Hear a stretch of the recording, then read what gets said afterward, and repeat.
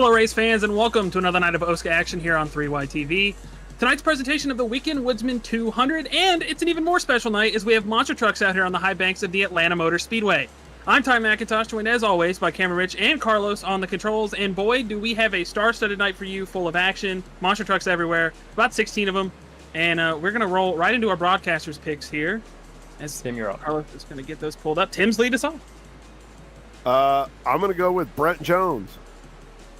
I like that pick. I don't know how well he'll do, but Brent Jones is a good pick. I literally Neil, just did it just to make Adam upset. Because I missed practice and everything. Give me Jordan Tarbell. Tarbell. I tried to make fun of you and I almost messed it up.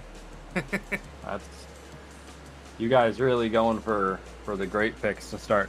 I'm gonna go for an actual good pick then. I'm gonna go with Danny G. Almost said it. No. Don't do that. Cam, who you got? I'm gonna go with the driver driving the Gunkster monster truck tonight, David Westergreen. TP, who you got? I got the first half race winner, Zach Evans. God, I hope. Good pick. Same. Carlos, who you got? I'm looking at my hand here, and it's got the words choose my hand for half one, so I'm going to go with my hand. Alrighty. I'm going to pick 7. Go Ray Bracey, good old Bojo. Give me Northern Nightmare, Mr. Caden Tufts. Alrighty. All right, so picks are out of the way. Cam, obviously last week, great show, great action. We're going to let you go ahead and talk about the points and everything that we got going on with the pits and the strategy tonight. Yep, still South Shore Redux and TMR up at the top 3, stranglehold on this championship here in the team points. Bink's not too far behind at TMR now. Gap is less than 50 points there. And it's still Danny G at the top of the driver's standings. He is leading now over Dylan Thomas. You will notice that the 56 of Tate Lytle is no longer in the points picture here. He's missed more than 2 races, so he is no longer eligible for the championship. And he's also not here tonight. So the driver that has won probably, 40% of our races here in the season so far, no longer a factor in the championship, which is a pretty big thing happening from here on out. Yeah, no, I mean, you talk about the competition. Danny probably got to take a breath. You know, he's looking at the standings. He's like, I don't have to necessarily push as hard. I still have to be great, but I don't have to stress about it too much. And that's going to open us another spot up in the playoffs for these guys that are maybe had not the greatest luck or are trying to get a little better. And it's going to make everything more exciting for, you know, the mid card. I would say like the middle of the fight there. But as far as Danny's competition, somebody's got to step up. Somebody's got to take Tate's spot. So it's going to be exciting to see who does that. Yep, and for tonight's event, qualifying has just concluded, and I gotta say, a pretty surprise front row for tonight's event. Ray Bracey is actually going to head off tonight's field there in the backwards bob machine. Next to him, Dustin Dewar in the 32 machine. Good to see those two up there running well. Daniel Gore, who we just talked about as points leader in the maximum destruction truck in P3, and David Westergreen, my pick, in Gunkster in P4. There's AJ Plemons, who was able to capture a win last week in P5, and Mr. Darren Staff in P6. He's in the Advanced Auto Parts Grinder. There's Brent Jones and David Carpenter in P7 and 8. Brent Jones in the, looks like the Sting machine. Matt Hackthorne and Santiago Aguirre rolls off row number 5 there. Caden Tufts rolls off 11th in Northern Nightmare alongside Dallas Myhand. Talk about Caden's huge announcement today a little later on. James Miller, P13 and P14. Adam Peeler in Jester. So nice truck there for Adam. Got a couple of monster trucks here on row number 8. Adam Peeler, Zach Evans in the Carolina Crusher. Aaron Evans in Zombie. Conan Jones in P17. P18, Mr. Austin Beers. 19th is going to be Gilberto and a fresh look for him. And to his outside, it's going to be, I believe, Excalibur, driven by Dylan Thomas, looking fantastic. Another monster truck here in P21. James Watson in the Blue Thunder machine. He's going to have a lot of trucks to pass. He wants to get to the front. Next to him, Patrick Hahey in the number P22 spot. Dakota Pignataro starts P23. Neil Rutt in Bigfoot, the OG monster truck, starts P24. Jordan Tarble in the, I believe that is the Monster Mutt machine, starts P25. And Thomas Capuano starts P26. That's Monster Patrol. Tim Conrad, P27, no time for him, as well as Noah Brown, who I believe is racing from a hotel room tonight. So we'll see if he can even complete the event. And just needed to, forgot to say Santiago Guerri's monster truck too. He also has one. He is in El Toro Locos. That is all your 15 monster trucks for tonight and 28 cars for the field. For copyright reasons, it's El Bojo Loco, but I think everybody looks fantastic. Bojo painted quite a few of these. Backwards Bojo has Pushkin. Pushkin is the star of every Bojo truck, and he looks fantastic on the hood. Got his paws crossed. Bojo did a fantastic job. David and Gungster.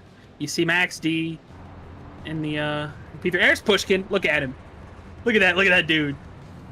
Backwards Pushkin in. All right. Well, that was awkward. So 65 lap halves, 2 sets of tires in the pits. Did we talk about fuel numbers tonight? I heard it was like 24, 25 laps, I believe. So if we go green, we're looking at 2 stops. Yes, sir. That'll be interesting. And 2 stops, 2 sets of tires in the pits. So straightforward strategy, it sounds like. Definitely, if they have any cautions, that'll kind of throw a wrench in the strategy, and we'll see if these extra pace laps to start off will do anything here. But definitely got to think that very good starts there for Ray Bracey and Dustin Dewar. Not typically 2 of the drivers we see qualify up front in these halves. We do see them race well, but qualifying is not typically their specialty. So to see them start 1 and 2 on this half is pretty good. You know what? Let's obviously very quickly here. Let's snag Bojo. Never mind, we can't. They are not in that call, so I can't drag them up. That's pretty bad. Must be locked in. I was gonna get our pole sitter. I actually don't see them, so that's terrible. Anyways, well that throws a wrench in my plan. But Bojo, somebody that hasn't had the greatest luck, but hopefully he can turn around here in that beautiful truck. A truck that we've seen Jake Scarborough run when we did Stafford. In the Xfinity cars a couple seasons ago, I think. Maybe last season? No, I don't know. Not last season. 2 seasons ago, I think. I could be wrong. But we're going to have a blast here. All these monster trucks on track look great. And they're going to be tearing up the high banks of Atlanta in probably about 10 seconds here. Pace car's going to pull off. Noah Brown already on pit road. So struggles for him. He's pretty high up there in the points, so you hate to see that. Pace truck is going to be in this time. Bojo's going to get us to the restart zone. Hopefully finds the right one. He does. Green flag's out. Great jump by him. Dusty's going to get a good run. Oh, Bojo's a little loose. Contact from Danny G. They're 3 wide already. Yeah, big moment there for Bojo. It looks like he didn't get going too well. Danny G did, and he got to the back of him, but no harm, no foul. Danny G is actually going to get himself up into P3 here. And a pretty tough break for Bojo, but David Westergreen was able to get through that mess and get up into P2 there. Big wad of truck. Battle from P4 on back is pretty tough. Yeah, as we see Dustin Dewar break away here from David Westergreen and Daniel Gore. Something else to mention, Darren Staff had a little bit of a moment getting into 1 and 2, so that's why we have a 3-truck breakaway right now between those guys, but everybody else fighting like dogs behind him. Bojo was able to get going. He's still inside the top 5 right now, currently in that 5th spot, trying to fight off, I believe that is the 67 of his teammate, AJ Plemons. Brent Jones and the Sting trucks looking on. Everybody so far nice and smooth. No issue so far. First battle is for P6 there. AJ Plemons and it looks like it was Brent Jones going at it. No, excuse me. That was Ray Bracey and AJ Plemons going at it. Somebody is apologizing over the radio. I think everybody kept it straight there. But the 7 of Ray Bracey on the outside of, excuse me, that's the 89 of Brent Jones. Scoreboard was not updated for me there, so that battle for P6 is going on there. We're looking a little bit further on back. That's P15, Conan Jones He's got Austin Beers and Aaron Evans up there behind him. New leader. Oh, new leader, yep. Daniel Gore to the inside of Dustin Dewar. They're going to be side by side through 3 and 4 contact, but they're okay. Yeah, great racing here at Atlanta, and that's one of the things you see here is that outside line has a lot of momentum. If you can keep that bottom truck pinned to the inside, it is very hard to complete that pass. So Dustin Dewar doing everything he can to keep that 6-9 of Danny G in P2 right now. Also, too, it's going to be crazy looking at this in about 5 laps because when you run the top side, some people have said that the top side's better on tires. I absolutely don't think that's the case. I think the bottom's going to be the better lane to save tires on, but right now he's able to hold even, but in about 5 or 6 laps, I think we're going to see that truck start to struggle because of how much he's running the outside. Not too far behind him, though. Darren Staff mentioned him having a little bit of a rocky start when Bojo had his moment. He's up to 3rd and closing quickly on these front 2. Yep, him and AJ Clemens and David Westergreen are going at it behind him, so we're going to see a lot of this all race tie, a lot of comers and goers. If you can save your tires, it's going to pay off big time later in the run. This track surface is so worn out and so abrasive that really 5 laps on the tires is huge. I'm over here with Ray Bracey. He's currently in P5. Pole sitter didn't get quite going, but he's up to speed now, running that high side, and that is something we're going to have to look at later on, Ty, is who's able to save their tires and who's able to how these lines kind of play into that, because I think the low side, generally speaking, is going to be the better line for saving tires there. But the battle in front of Staff here, that's Gore and Dewar going at the lead again. Right now, Darren Staff to the outside of Dustin Dewar. He's going to try to get around him quickly to put some pressure on Daniel Gore. Look on board with him there momentarily. While we were looking at the battle for the lead, Adam Peeler had an excursion. He went through the grass, went from about 17th all the way down to 27th. So not sure what happened there. Maybe some technical issues for him, but he's going again. He looks all right. Right now, Darren Staff putting pressure all over the back of Max D. And then Advanced Auto Parts Grinder. Bojo's making his way back up. He's back up to the 4 spot. Darren's going to try to get that run out of 3 and 4 to take to the top. Danny did a really good arc line there, though, and I think that's I wouldn't say the best line, but it's one of those lines that we're going to see early on. People are going to try to arc out and keep that momentum up. Something to look at here. Something to look at here too. We're on lap 8, and I saw a couple trucks getting sideways, so I think these tires are already starting to give up their life, and that means that we have pit stops in about 10-15 laps probably. So maybe we'll see some guys try to short pit here, but I'm not sure with the way the fuel numbers line up if that's going to be a strategy that works, but we'll be interesting to see. We're looking a little bit further on the back. That's Austin Beers. He has gone up to 13th from his P18 starting position. Kynan Jones behind him he's trying to get under that 13 of Dylan Thomas for 14th, and he's moved up from his 17th starting position, so a couple of movers further on in the back. There's Dallas in my hand. I'm realizing now that I said that maybe the top side isn't the best on tires. I don't know if these guys have just abandoned tire saving, but there's about most of the field inside the top 15 really. It's really split now as they go through 1 and 2, but they were running the top side, so I don't know. I could be wrong. Maybe my driver analysis has ruined me. Yeah, maybe the grip is just up there and on the high side. Definitely up in turns 1 and 2, I see a little bit more. I think bottom side, a little bit more in 3 and 4. Ooh, sideways there for AJ Clemens. That's the 41 in the 09. Yep, my hand around and no caution. We are still green, and if he gets going, I think we are going to stay green. Oh, he's spinning. Yeah, those rear tires are screaming right now, and really tough break for both him and the 09 of Miller. He was involved in that, and neither of them seem like they're going to get the caution. They need to catch back up right now. So we'll see if we can get a replay of what happened there. You see the Darren Staff. He's falling back just a little bit right now, trying to fight off the 88 of Santiago Aguirre. This is the contact out of 3 and 4. Looked like Dallas just got a little loose. James was trying to come up. Dallas caught a little bit of air there. I thought for sure he was going to go over. He keeps all 4 wheels on the ground, does a little spin, and after a little bit more trouble, he was able to get going. So he definitely is at risk of going a lap down here. He's about maybe a straightaway away from our leader right now, Daniel Gore, but he's got 1 truck behind him as well. Noah Brown started on went to pit road pretty quickly there. So hopefully I think he's out here just to turn laps, really. I know it's an unfortunate situation for him. So hopefully he's able to stick with it, though, and get as many points as possible. Here at the front, still got a pretty good race up here. Ray Bracey has made his way back up to third. He's gotten around Westergreen for that position. And actually, Ray Bracey looks like he's getting a little racy with that 32 of Dewar in front of him. So we might have a battle for the second position here brewing pretty shortly. I think, yeah, that 7 truck, that backwards Bob machine is definitely not going backwards right now, Ty. I think he is moving forward. Bojo cooking on the racetrack like he does with all these paint schemes he makes and quick shifts quick shifts every week. That was bad. I didn't say that. Did I say chicks? I thought I said the bad word. Sure Anyways, did. Bojo around the 32. Bojo's around the 32 at Dustin Dewar. He sets his sights on Danny G, and I don't know if it's just the top side cooking for Bojo, but he is moving right now. He is hauling absolute peaks and the mail. Danny G, look in your mirror. That's not backwards Bob. That's backwards Bojo and Pushkin. He's coming.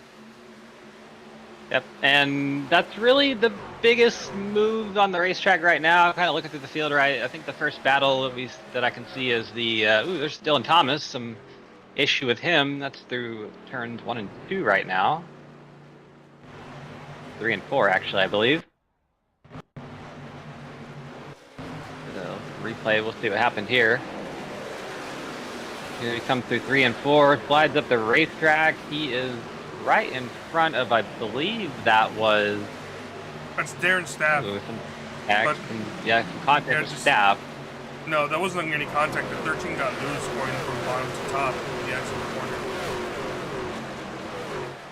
That's a lot of damage for that truck, and you need all of your aerodynamics that you can have here, so he's going to be hurting for the rest of this event, probably. Bojo has inched ever so closely, even closer to Daniel Gore, and David Westergreen starting to make a move on that 32 truck. These South Shore trucks having absolute pace tonight, and I love to see it. These guys are trying to take advantage of a track that they're both good at. Bojo going to run that top side all the way to the wall now. He was a little bit lower. Now he's all the way up on that wall. You're going to see the run he gets down the back straightaway away from the 32 of Dustin Dewar. David Westergreen now to the inside of Dustin Dewar. He's going to have to take the bottom. Do a little lane swap here. I would expect Dusty to have it shot. Oh, David's getting a little tight. They're going to make it out of the corner just fine. Another South Shore truck, and AJ Plemons all the way up on the wall, a little sideways there as they exit 3 and 4. Love watching that at this racetrack. These tires are absolutely screaming for their life here. Here's the battle of a little bit further back. Conan Jones and Caden Tuft going at it. That's for the 10th position. Excuse me, P9. Conan Jones currently has it, so battle there going on. That's the next one on the racetrack. There's a few more throughout the racetrack. Behind them, that's a pretty big wad of trucks from about P12 back to about P17 or 16 that I can see. Battle, sorry, go ahead. Darren has struggled pretty far. He's fallen way back here to about the 17th spot, just in front of Patrick Hahey. So we talked about whether these guys are pushing their tires or not. Darren must have pushed pretty hard because he's fallen back pretty quickly. Yep, and it's not going to get any better for him. He's just got to ride it out and hope for a caution. Once those tires kind of start going, they really don't come back. They just kind of keep getting worse here. 3-wide battle for second.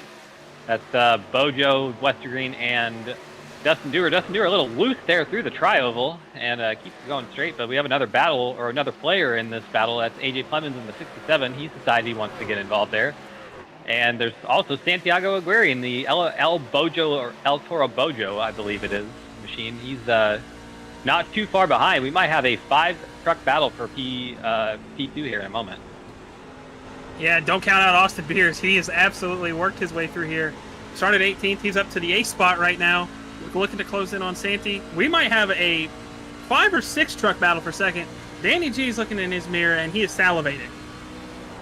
One of the things we used to see a lot with the old Atlanta was this kind of big pack racing, but it wasn't really packed because everybody just had worn out tires. And you see that Santiago is absolutely wheeling that machine. Here comes Austin Beers around the outside out of turn number 2, and he's going to get that spot. That is for P6. So give that to Austin Beers, and he has moved up from the 18th spot. So he is by far your biggest mover of the event so far. Absolutely, and he now has his sights set on the back of the 32 at Dustin Dewar. Oh, AJ Jones Clemens in has pit worked his road. way. So that's our first pit stop taker there, and that's, you know, if you look at it, you're splitting it lap 22, and then you take maybe 44 for Kynan. That would split it 3 ways, so maybe looking at an even split there for Kynan.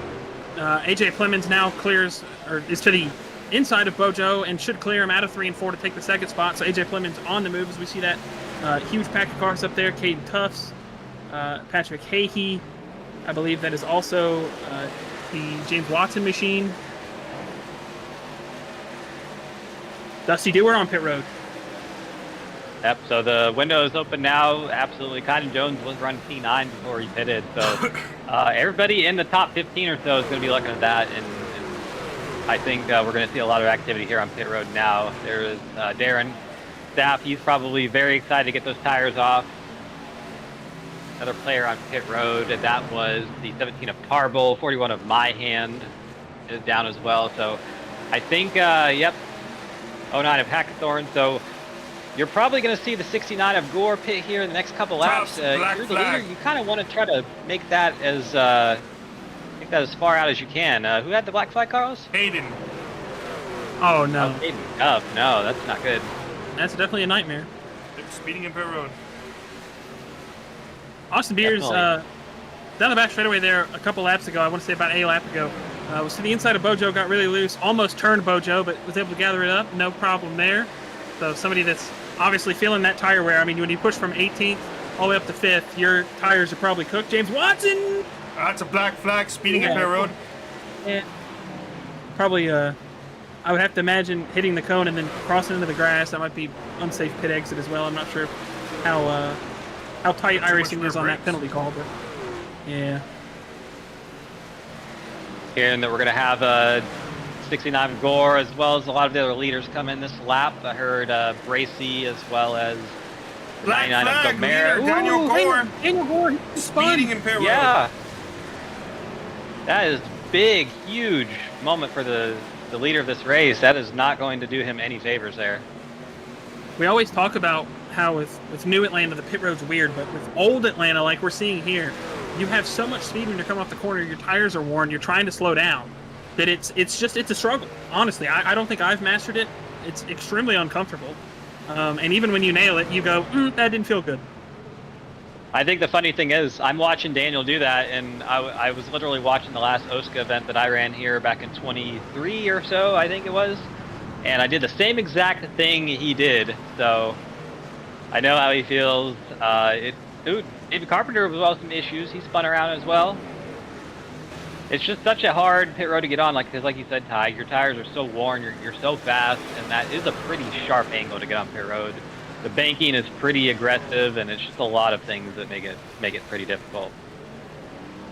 So now that really throws the race into a complete, toss-up right now. Bojo and AJ Plemons, they just got off of pit road. You're looking at your early pitters, Kynan Jones. He's up there now. He was the first one to come down pit road. He is leading this thing actually. So now we're gonna have to see how that plays out. I would have to imagine that he's gonna be good for about 8 or 9 laps, and then the gap between him and Bracy, that's going to tighten very quickly. So, but I mean, this throws Ray Bracy into the hat. This throws Plemons, Westergreen. As they would say, we have a race. We have a race. We had a race before. Now we have a dogfight. This is going to get interesting, Cam, and I now makes me look even more to that second pit stop, which Kynan splitting it at 22 and 44. Everybody, I want to say, started to come the next lap after him, but when you look at the leaders, they waited till about 26, 27. So I'm going to wonder if he has an advantage. I think that might have been a huge play for Kynan Jones. Absolutely, and he has about a 3-second lead right now on the 04 of Matt Hackthorn. I'm not sure when Matt pitted, but I think he was running around the... 2 laps later. 2 laps later, so he was running around the top 10, 11th, 12th position before he pitted, so pretty big gain for him as well. We're going to have to see how well these guys who pitted a little bit earlier can hang on to that track position. Dave Westergreen, who I think was the last one to pit, he actually now back in 7th position, so I'm not sure if that was just a slow stop or if that was just how the tires played out for him, but he has about 8.6 seconds to gain from here to the next pit stop. as we ride on board here. Well, I wasn't actually sure who we were right on board with there. Thank you for changing that, Carlos. I still have no clue, but I feel a little better. Sorry, It's no, kind I of. missed That's our lead. Yeah, I missed. No, you're it was good. Definitely kind of my bad. No, you're good. I also had no clue who we were riding on with. I was about to start yapping and without knowing anything. But Kynan right now, you see the lap times there. Still faster than Hackathorn. And we're going to see... Or no, slower than Hackathorn. Green, okay. All right, so Hackathorn is absolutely tearing into Kynan. Brojo has started to. We're going to see these lap times now. Hey, Brojo? Did I say Brojo? I mean, he is a bro. Brojo is pitting. All right, let's get that straight here. He is Brojo. As you see, they are tearing into Kynan pretty quickly here, and I have to imagine that's just going to get quicker and quicker and quicker. But if Kynan pits at lap 44, like we saw him pit at 22, and he splits us into 3 different ways, I think that could work out for him. Obviously, I think the guys that pitted later have to put less fuel in the car on that second stop. But if you're taking 4 tires, it's not going to matter anyways. But I don't know. Yeah, it's really going to be about that tire delta later on in the run. I think it's going to be interesting because it really all should play out to about some kind of midpoint somewhere in a run. But it's just going to matter where that kind of happens, whether that happens like at the end of the race or a little bit before then. So we're definitely seeing how it plays out there. Hackathorn is definitely starting to catch the 73, and I think Ray is starting to catch Hackathorn. So all these drivers are starting to kind of congeal a little bit. Another quick update on a driver, another one who sped, the 21 of Thomas Capuano. So he is now back there in P26 behind Daniel Gore in P25. He wanted me to say this, but Thomas Capuano was busted for speeding in that monster patrol car. So if we had a siren thing here on 3Wide TV, we'd definitely be playing it for him. There's Bojo half a second the lap before. We see what he's going to put up the Kynan at the line. That was another 0.4 of a second. So Bojo about half a second quicker. And I would have to imagine we're looking at probably another 10 to 15 laps before Kynan pits. Yeah, look right behind him. Yeah, there's AJ Clements. I wonder. Maybe, I don't know. They're definitely running faster, helping each other like that, but I don't really know. I started to say if AJ goes ahead of Bojo, if AJ's a little quicker, Bojo could, try to follow him and see what they could do. But if they get side by side here, I think they're going to start losing time. But then again, that was 0.5 of a second, or 0.4 of a second there. Bojo was quicker than Kynan, so if side by side works for him, let him cook. Let him cook, actually. Yeah, absolutely. Definitely seeing a bit of the top 5 here kind of starting to get closer together. Austin Beers now, gap now under 4 seconds. He's in P5 currently. Bring in Santiago Guerri with him. He's in P6, just about a half a second behind there in that El Toro Bojo machine. So good to see him having a good run here at the Old Atlanta. Running right up there next to the wall. And something I just kind of was thinking about here, Ty, is the second run is kind of weird in the sense that you needed that first run to kind of cement your position here, but you need to figure out what you want to do, either short pit or run this one to the end and see what you want to do there. So I have to assume that Kynan Jones is probably going to be doing a little bit short pit because he short pitted the first run. I have to assume that David Westergreen is probably going to run it to the end because he ran the first run to the end. But wonder if like Matt Hackathorn, Ray Bracy, or Clemens are wondering if playing any strategy here, maybe pitting a little bit earlier or later than they did the first run. You can see the tire chart there that shows when all these guys are up here in the top 10 pitted. Yeah, sometimes you could flip it, right? If you run long the first time, you can run short the next time if you want, because you ran long at the first one, so you've made up for that time that you would need. And that might work. I'm not totally sure. I would have to think that for the guys that went long, they could probably go short, and it would work out for them.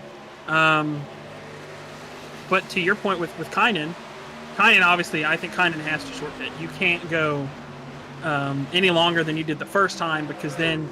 But, Hackathorn's in the wall. Austin Beers to the outside of Bojo. He's going to come flying by. So that's going to move Bojo down to the 4th spot. Austin Beers up to 3rd. Kynan Jones now has 3 drivers within 2 seconds of him, but within a second and a half, actually, that are on fresh tires. Yeah, and we know that he's looking to pit around probably lap 44, and it's lap 39 now, so he's probably going to lose the lead I mean, AJ Clemens is running him down pretty quickly here, so he's probably going to get there in about 3 or 4 laps, if I had to take a guess. And he's also got the lap car of Dakota Pignataro there behind him to kind of deal with. Dakota's on pressure tires, so he's going to have to make his way around. Looks like it's not going to be too much of a problem, but as the leader and having that situation where you have a lap car who is quicker, it can be a little bit unnerving and break your concentration just a little bit. The gap now is 0.4 of a second. It was 8 last time, so essentially halved. I think AJ is going to be there probably next lap or so. Yeah, right now actually. Kyne's going to try to take the high side and fight that off. I don't think it's going to do anything though. AJ is going to get clear before they exit. This is now going to open the door for Austin Beers. Bojo's a little bit further behind, but don't look now. We mentioned him. He was the last guy to pit from that first run. David Westergreen, he has cut the gap down from about 8 seconds to 2.6 now to the leader, and he is hauling in that Gungster Ford. Yep, and he's probably the one out in this field right now who's wishing this would go green to the very end. No cautions whatsoever, because he needs it to go green for his strategy to play out. If my math and quick mental math is doing me any favors here, it's looking like he's going to be right up there in the top 3 fight at the very end of this race with the pace he's running, if that kind of continues this pit stop. So hope he can keep that up, and we'll have looks like we're going to have a 5-6. Ooh, trouble for Beers in turn 1. Yeah, he got sideways. Not sure what happened there. I think there might have been some contact with the 73, but everybody kept it straight there. As I was saying, that Westergreen did not need a caution. We almost had one. This is going to open the door for Westergreen to get about 4 trucks in the next couple laps here. He's going to start with Kynan Jones. He's going to try to work to the outside. Kynan's pitting. So right there on cue, close enough. It's going to be 23 to go this time, so he's going to be a lap early. He's going to have almost a little bit of trouble. Looked like he was a little sideways backing it down, but that's 1 down for David Westergreen. He's now got a sight set on the 04, the 7, and the 19. Bojo's a little loose up there on that top side. And you can tell the tires on the 9 are a little bit better there. He has just so much more grip in the center of the corner. He's able to keep that truck on the bottom, whereas the others are not. So he's actually going to be looking under the 04 of Hackathorn here into turn number 3. I can't think that battle is going to last too much longer than these 2 corners here. So I think we're going to see Westergreen up into P4 right about now. Yes, sir. And there he goes. So I think for Kynan Jones, pitting a lap early, we saw how those tires kind of went away at the end of the run. I think he might be, essentially, that's going to happen 1 lap earlier than it did relatively on the second run. So he might be a little bit, he's got to save his tires hard here to start off with. Yeah, David Westergreen now around Bojo, so 1 more truck before he's around Austin Beers, and then he's running down his teammate. Justin Dewar. Oh. Speeding on entry there. He's having a good run, obviously. I don't know if he had pit road troubles. I think he just had his tires kind of give out on him there close to the end. Worth noting, David Westergreen, that gap was about 2.3 seconds when Kynan was the leader. It is still 2.3 seconds with AJ Clemens as the leader. So maybe we see a strategy switch up here from David. I know that obviously he's teammates with the 67, but you want to win this thing. So I would imagine that we might see him maybe go short, as he's actually coming to pit road right now.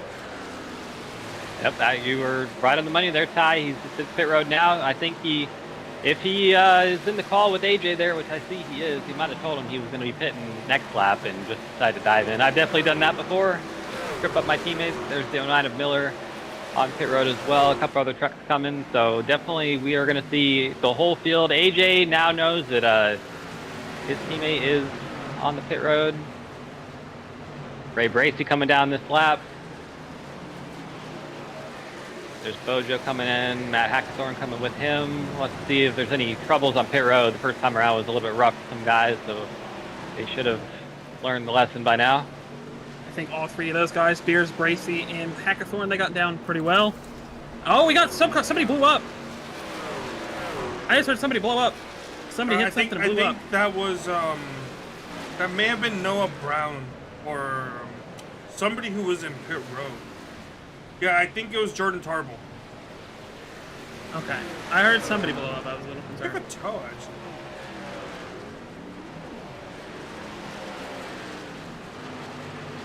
Classic little Atlanta long run here going on. We got comers and goers, pit strategy galore, bunch of trucks all on different tire and fuel strategies. Currently, your leader is Santiago Aguirre. He has not pitted yet. Gilberto Javier Gomera is currently P2, I believe, replay of the 17 of Tarbell. He's going to get it sideways on the entry into the wall there, and he's going to pull it into his pit stall a few moments later, and I believe it engine breathed its last gasps of air there, and it is no longer. There's AJ Clemens on pit road, so he has decided to come down pit road. I was 2-3 laps later than David Westergreen, I believe it was. I think it was 2. There's Austin Beers going around around on the racetrack right now, so there is a live gap that we can see. That we know those two were racing for the win here just a few moments ago. So right there, about a half a back straightaway is the gap between Clemens and Beers into turn 3 right now. Something I'm curious on, Westergreen was obviously ahead of Austin Beers, or was he right behind him? I'm not, one of the two. But Westergreen pitted before Beers, and Beers is now ahead of him. So I don't know if that was maybe a different pit strategy from Beers, or if Beers just executed on pit road that well. I'm not totally sure. I'm actually going to go back and check on that. But Austin Beers seems to be notably, as of right now, in control of the lead. Yeah, that's very interesting. Maybe Westergreen got caught by some traffic or something, but definitely get back to us on that once you figure it out. Gilberto Javier Gomera is currently your leader. He has not pitted yet, so he's probably got about 2, 3, 4 more laps here before he comes in, or actually right there, and he's sideways doing so. Gets it going straight. Wants to see if he gets the black flag. Don't believe I'm seeing one for him. There's Patrick Hahey as well, so we are cycling through the field pretty quickly now. Zach Evans going to assume the lead. David Westergreen and Austin Beers both on 4 tires. Beers just executed pit road a little bit better, and that little bit of time on pit road has given Beers about a second and a half over David Westergreen. So you hate to see it, but nonetheless, AJ Clemens now around David Westergreen. He's going to go try to challenge Austin Beers. Dakota Pignataro, he's going to get blown by Austin Beers. So Zach Evans off of pit road. He was your race leader. Dave Carpenter is now your race leader. Brent Jones second, Kynan Jones third. With 14 to go, we're going to see if that strategy is going to work out for Kynan. I would have to imagine that Austin Beers, though, he's probably about to run Kynan down pretty swiftly. James Watson, black flag. More pit road issues. 39 of Watson with the black flag there in that Blue Thunder machine. So, yeah, back to your point, Ty. I think if you're Kynan Jones, you're probably hoping that there's going to be a caution here in about 4 laps or so, because if not, that 19 is going to probably pick the lane that you're not in and sail right by with those fresher tires. And I think the tire deficit, what, 5, 6, 7 laps? 4 between laps. those two, so 4 laps. Still pretty big here at Atlanta, so we'll have to see if Kynan is doing any saving up there in the lead right now, but the gap currently is 3.9 back to Beers. Yeah, 13 to go. I'd have to imagine we're probably looking at a battle for the lead and about 8 or 9 to go. And then we're maybe looking at, depending on how AJ Clemens has saved his tires, he's about 1.3 seconds back from what I've seen to Austin Beers, so he might have a shot at him. David Westergreen's still not out of the question. With how good his speed was there late into that run, even though he did pit later, I would have to imagine that he's doing a pretty good job of holding his tires together there as we see the numbers. Absolutely. Quick little look back to our invert. We're inverting 18 for half number 2. Currently in that spot is Brent Jones. He is a lap down, and we'll check on that later in the race to see how that progresses. But just looking at the battle here, that was the 04 of Hackthorn. And he's got, I believe that is the 39 of Watson. Lap down. Miller and Dustin Dew are going at it right now. Oh, no, yeah, you're right. So there's Kynan Jones. Gap now to about 2.8 seconds over Austin Beers. There's Kynan, there's Austin. You see the gap there. So we look at the top of your screen, David Westergreen and Bojo. They're going to fight for that 4th spot. Top of your screen, Kynan Jones in the bottom. We look at those numbers again. Everybody cutting into that lead that Kynan has. And if we get a yellow for Kynan Jones, it's going to be a lifesaver. Unfortunately, though, the problem is, even if we get a yellow, there's no tires left for anybody. There's 2 sets. So they are what they got. So I don't know. I think for me personally, Kynan, at this point, you've got to let that thing go green, because you're going to restart. You're going to have a lot more people packed up on you. and you're going to have more chance and opportunity to lose more spots. As we see Matt Hackathorn there working his way up to Bojo and trying to fight for the 4th spot. And we saw the 73 of Conan Jones using absolutely all of the racetrack, all 1195 that he paid for this track up there in the wall, sparking way, trying to get all the momentum he can out of that truck. Got 9 laps to go here, and like you said, Ty, I mean, you have your tires here. You don't even have a set in the pits. Just got to basically, at this point, there's no saving. You just have to drive it for everything it's got, and doing a very good job at it. Kynan has played the strategy very well, started in P17 and has made his way up to the front and given himself a shot to win here. So definitely can't fault the strategy at all. I was going to say that I'm watching Austin Beers visibly from watching on board with him. He is closing in on Kynan Jones every corner, and you can see the difference. But AJ Clemens is doing the same to Austin Beers, so we're about to have a 3-car fight for the lead that's going to turn into 2. But it's going to be crazy when AJ Clemens gets to both of them.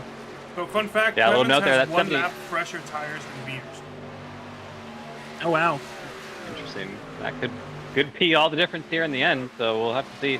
It's definitely getting close. You have 3 trucks here, 4, almost 4 in your screen view here. That 71 of Carpenter is a lap down currently. Could be a little bit of a spoiler here if he decides to get up in there and go past the 73. He has fresher tires and has every right to do so.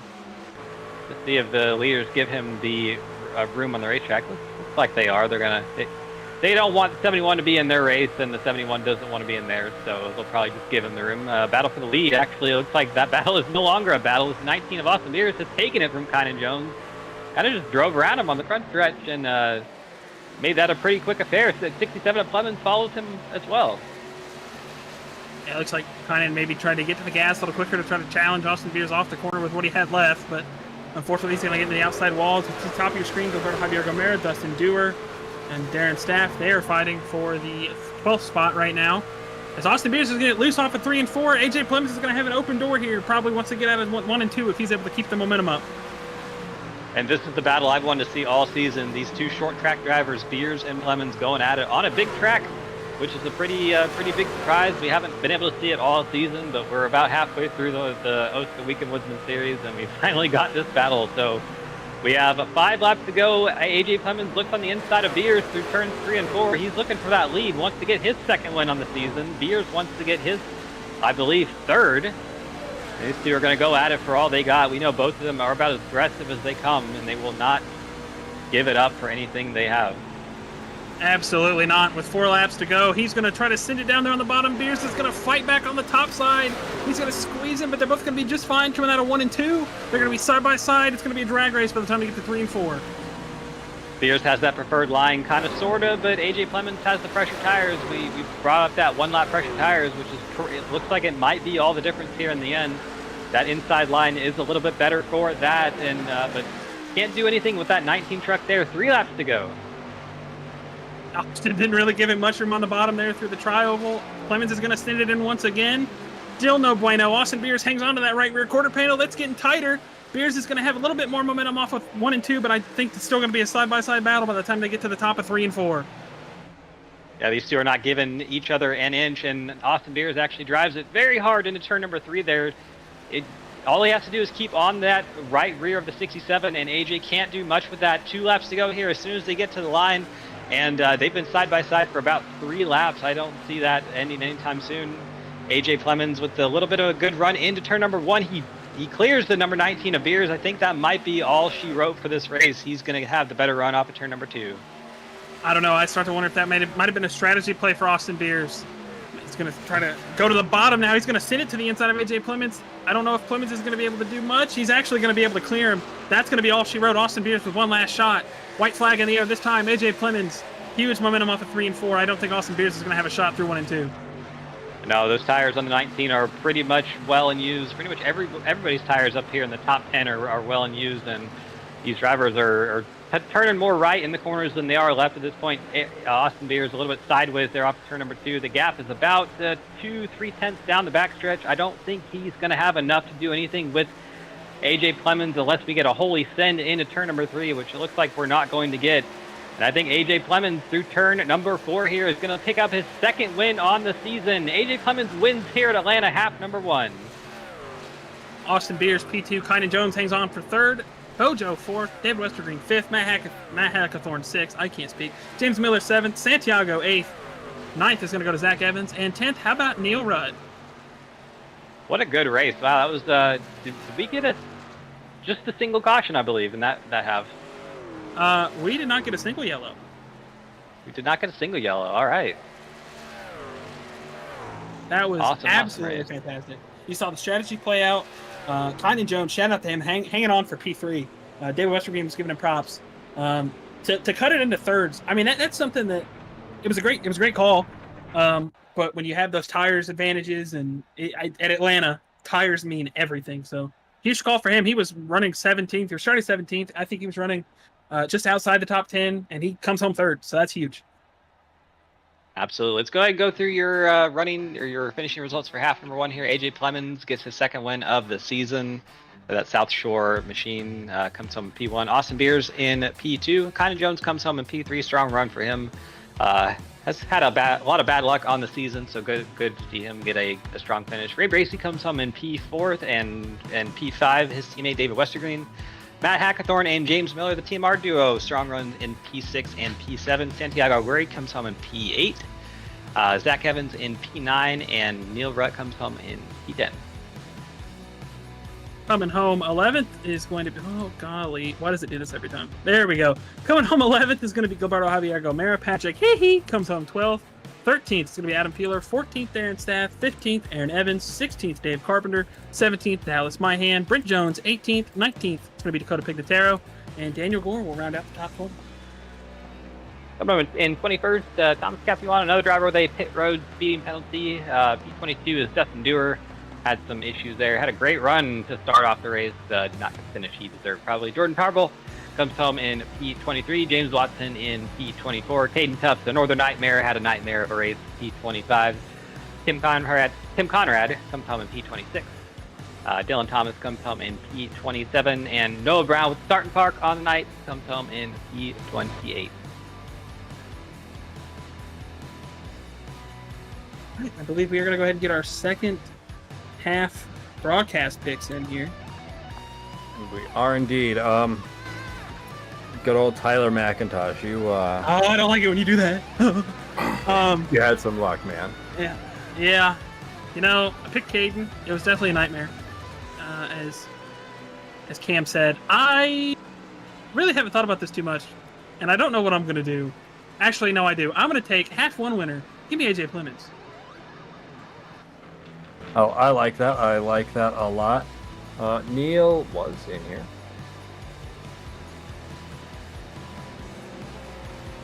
He just left us like that. Left again. All right. Well, we'll skip over him for now then, I guess. There's there. All right, Neil, you're up. Neil, Hello. you're up. Give me James Watson. I like that pick a lot. I hate you for it, but I like that pick. It happens. I'm not gonna lie to you. That was my pick for him too. So, I'm in a bit of a scramble now. Thank you. I'm gonna go with the emotional support pick. I'm gonna go with Gilly for half two.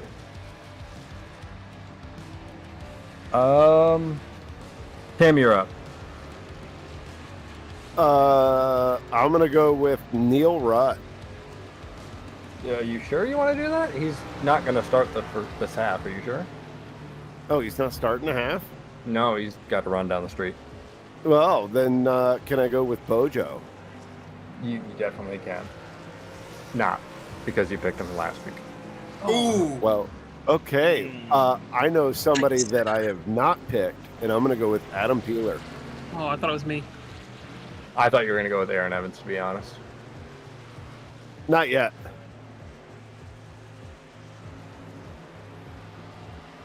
Carlos, who you got? Well, it didn't quite work out the way I wanted it, although he had some pace. But this time for this second half, I'm going to pick Matt the Hack Hackathorn. Like that pick? TP.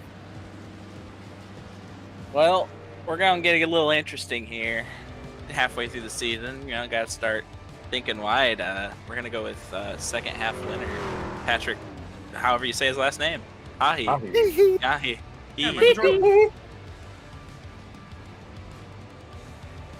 Cam. Give me Dallas. That's a good pick. He doesn't get dumped again. Best for last year. I'm going to pick 99. I already picked him. Come on. 56. He's not here.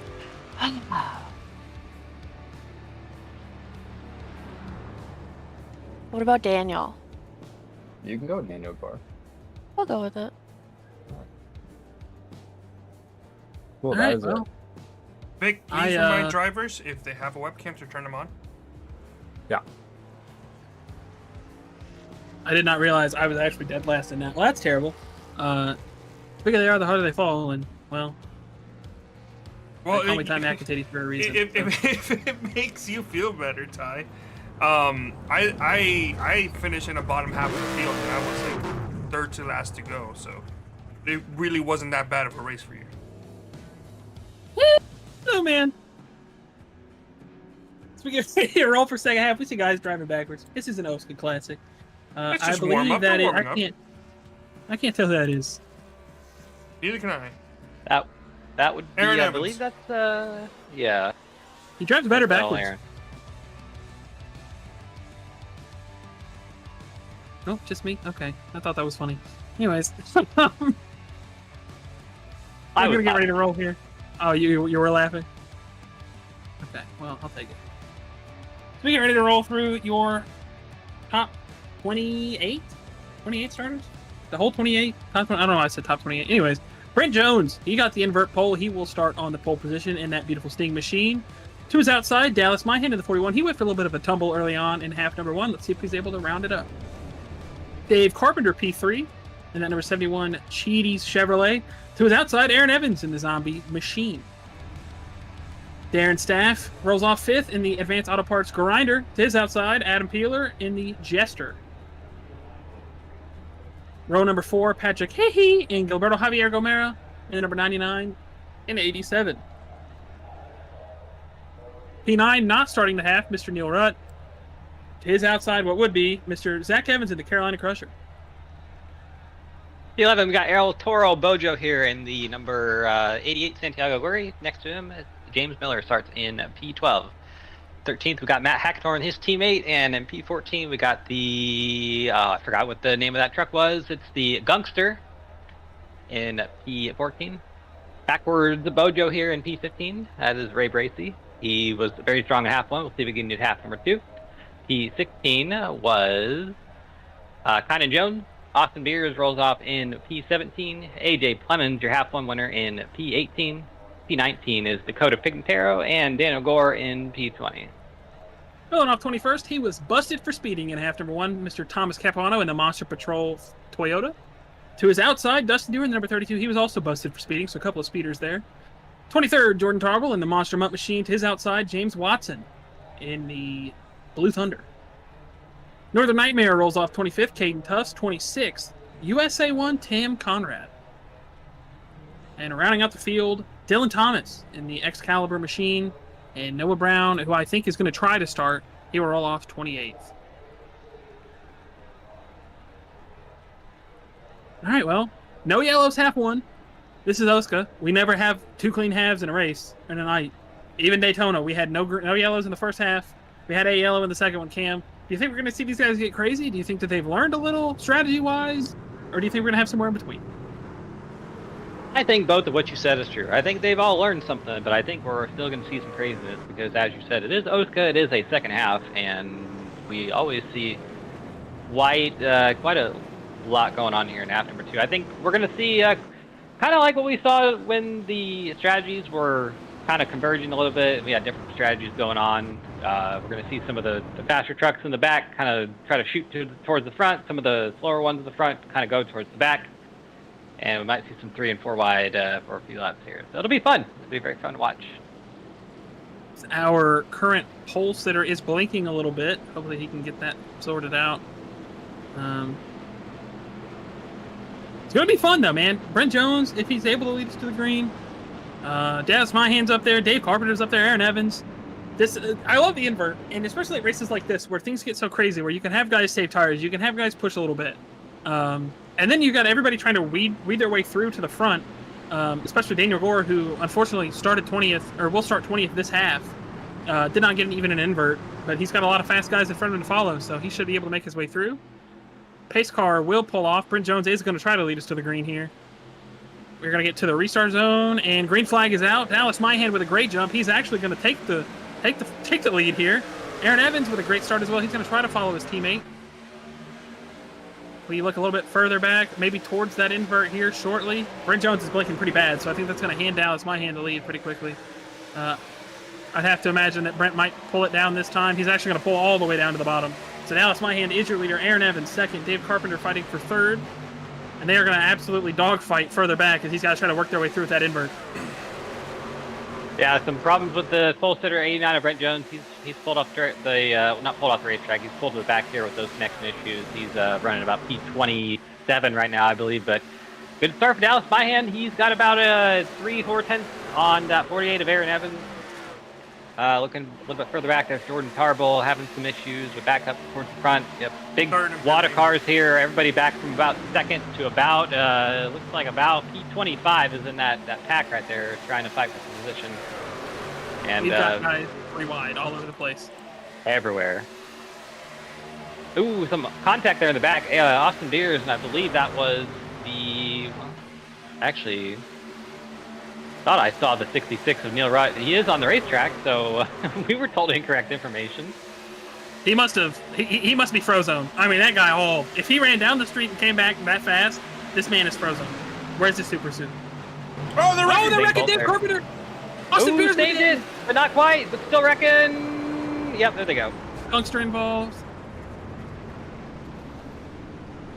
Got a 6 of Zach Evans is very upset over the radio. Something happened regarding that. Let's see what happened there, but looks like the worst that got out of that was the 71 of Carpenter. He is definitely very damaged. I saw some damage on the 19 of Beers as well. The party foul. So we'll have to see what happens.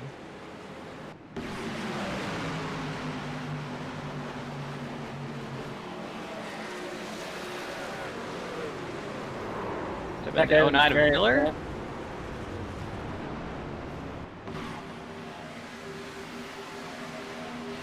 Another, it looks like the 09 of Miller was netcode. I mean, they were being overly aggressive on lap 2, but it's still netcode. Yeah, definitely about a foot of netcode there. Well, maybe a better view from here. I think maybe not a foot, but still a lot.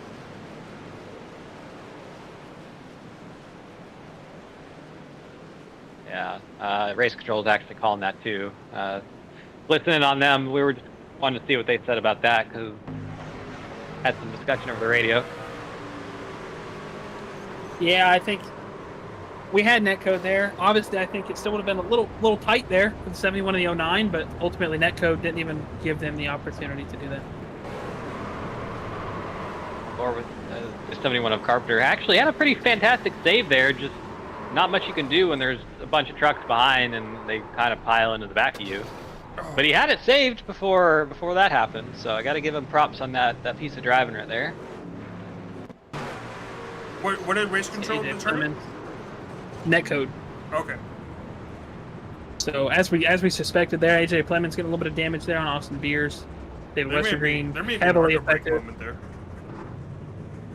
Yeah. Who is Tom's fan? Tom has just said that somebody can't reply because of Tom's fan, so I'm we got Com banned? Apparently so. Okay. AJ Plemons apparently cannot chat on iRacing. He's Com banned. So, not sure what happened there, but that's they were trying to get a damage report from him. AJ Plemons, if you were wondering, people at home, has about 30 seconds damage. So, Bojo was able to clear that up for us. Let's see, do we have anybody who is done for the night that might want an interview? Not quite yet. AJ Clemens being chat fan of iRacing is one of the most least surprising things I've ever heard. So Yeah. Short trackers don't have the most notable.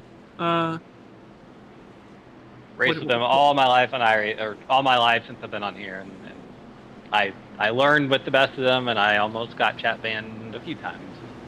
They definitely like to talk, and not nice words. Maybe not the greatest temper, for sure. Opens the door a little bit for some words to be used. Neil does not sound happy on the radio, but we'll run through your top 10 as things have shuffled. Dallas Myhan is your leader. Aaron Evans second. Darren Staff third. Peeler fourth. Miller fifth. Gilberto Javier Gomera, he is sixth. Neil Rutt seventh after he did start the half. Matt Hackathorn eighth. Ninth Daniel Gore, who started 20th, so he's flying. Bojo is 10th. Pace car in this time. Field in the hands of Dallas Myhan. Green flag, he gets a huge jump on Aaron Evans. He's going to be clear by a mile and a half. Absolutely massive jump for him. He's already at the airport, down about 10 miles away from the racetrack now. Battles for second into turn number one. There's James Miller, who was at the center of the last caution. I heard Tim Conrad talking to Thomas Capuano on the radio there. But battle for P2. It's between Evans and Miller. Miller is on the bottom of the racetrack looking racy into turn number 3. I think he's going to get it here pretty easily. He's going to drive that truck in there and try to slide up in front of the 48. 48 is not going to let him get that position easily. There's going to be a race there off turn number 4, and Evans might actually keep his position. That's the line. No, he does not. Miller takes it, so he'll have to drive it in turn number 1 a little bit harder. That is the jester. That is Adam Peeler. Oh, that is Peeler, yes. I'm not sure why I thought that was Aaron Evans. All right. I was going to make a in his bag of tricks joke, but I had to correct you first. Now Miller is around Adam Peeler. We have a driver that's been released from the infield. Oh, so let's have a chat with David Westergreen here in a second. We'll let this battle for the lead go into fruition here as James Miller is going to get there. So, David, if you can hear us, just hang on just a second, buddy. We'll get to you. It's a 4-car fight for the lead. Darren Staff's up here, so drivers from all different teams trying to get up here. Well, no, Darren and Dallas are teammates. Carlos, you got to be a happy camper right now. I'm concerned. I'm feeling they're kind of wasting their tires, or not wasting. They're using up their tires a little too early, but we did have a caution, so we'll see. We said can't have a calm half or 2 calm halves. Oh, James Miller, I'm not gonna lie. Oh, Billy! Sideways. The emotional support pick. That is terrifying. Yeah, definitely on the front straight of Atlanta. You don't have grip anyway, and when you're sideways, it is even worse here. A little bit further back here, that was the battle for the lead. That was the 8th position. Battle for the lead up front. James Miller to the outside of Dallas Myhan. They got really close on the backstretch. Here comes Darren Staff looking on Adam Peeler. To the inside goes James Miller. He's going to be side by side with Dallas as they get through 1 and 2. It's going to be interesting because they both these guys have been middle or top oriented. Now they're going to have the middle and the bottom for James Miller. Dallas is going to have a huge run. Is he going to get to the wall? Contact between the two. They're Thor banging down the back straightaway. 8 tires is better than 4. James Miller used that adage to his full extent there off turn number 2. Just kind of used everything up on that 41 truck, and he gets a good run through turn number 4, but I don't think that 41 of my hand is not making it easy for James Miller on the bottom of the racetrack there. He is not letting him get that lead, and we'll have to see how that's going to, maybe if that's going to hurt him later in the run. He might be using his tires up a little bit more. A little bit further back, about to creep into that top 5. Daniel Gore, he started 20th. He is up to 7th. Big run for him, so he's going to want to redo his half 1. Had a great run until he sped on pit road, and looks like he's gonna probably recreate that here.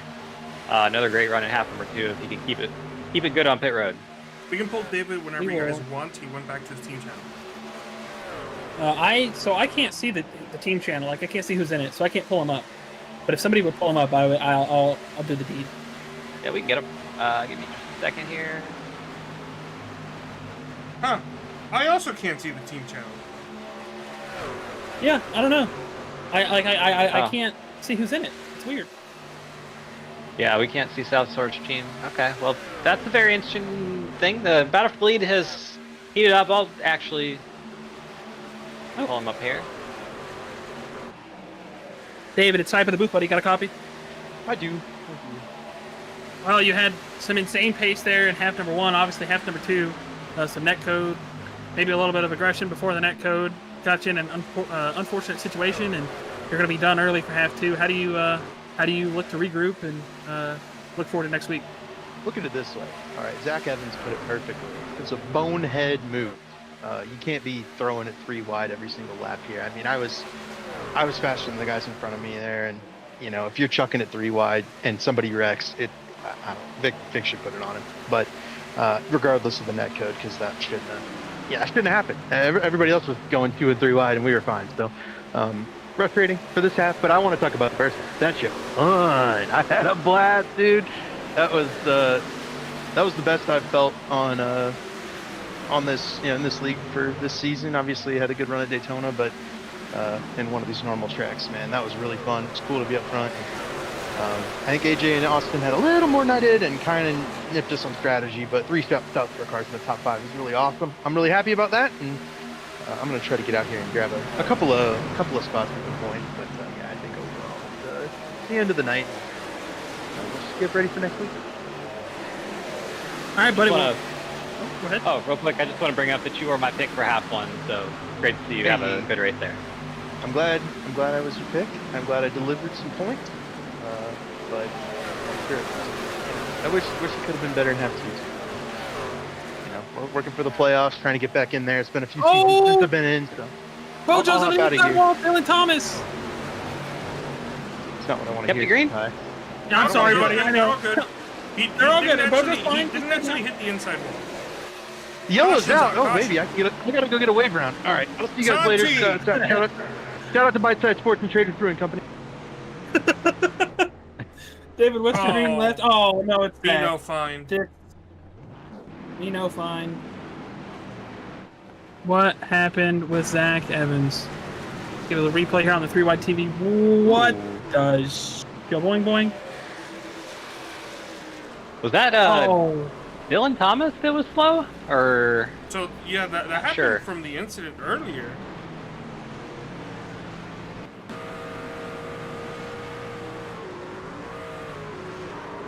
Yeah.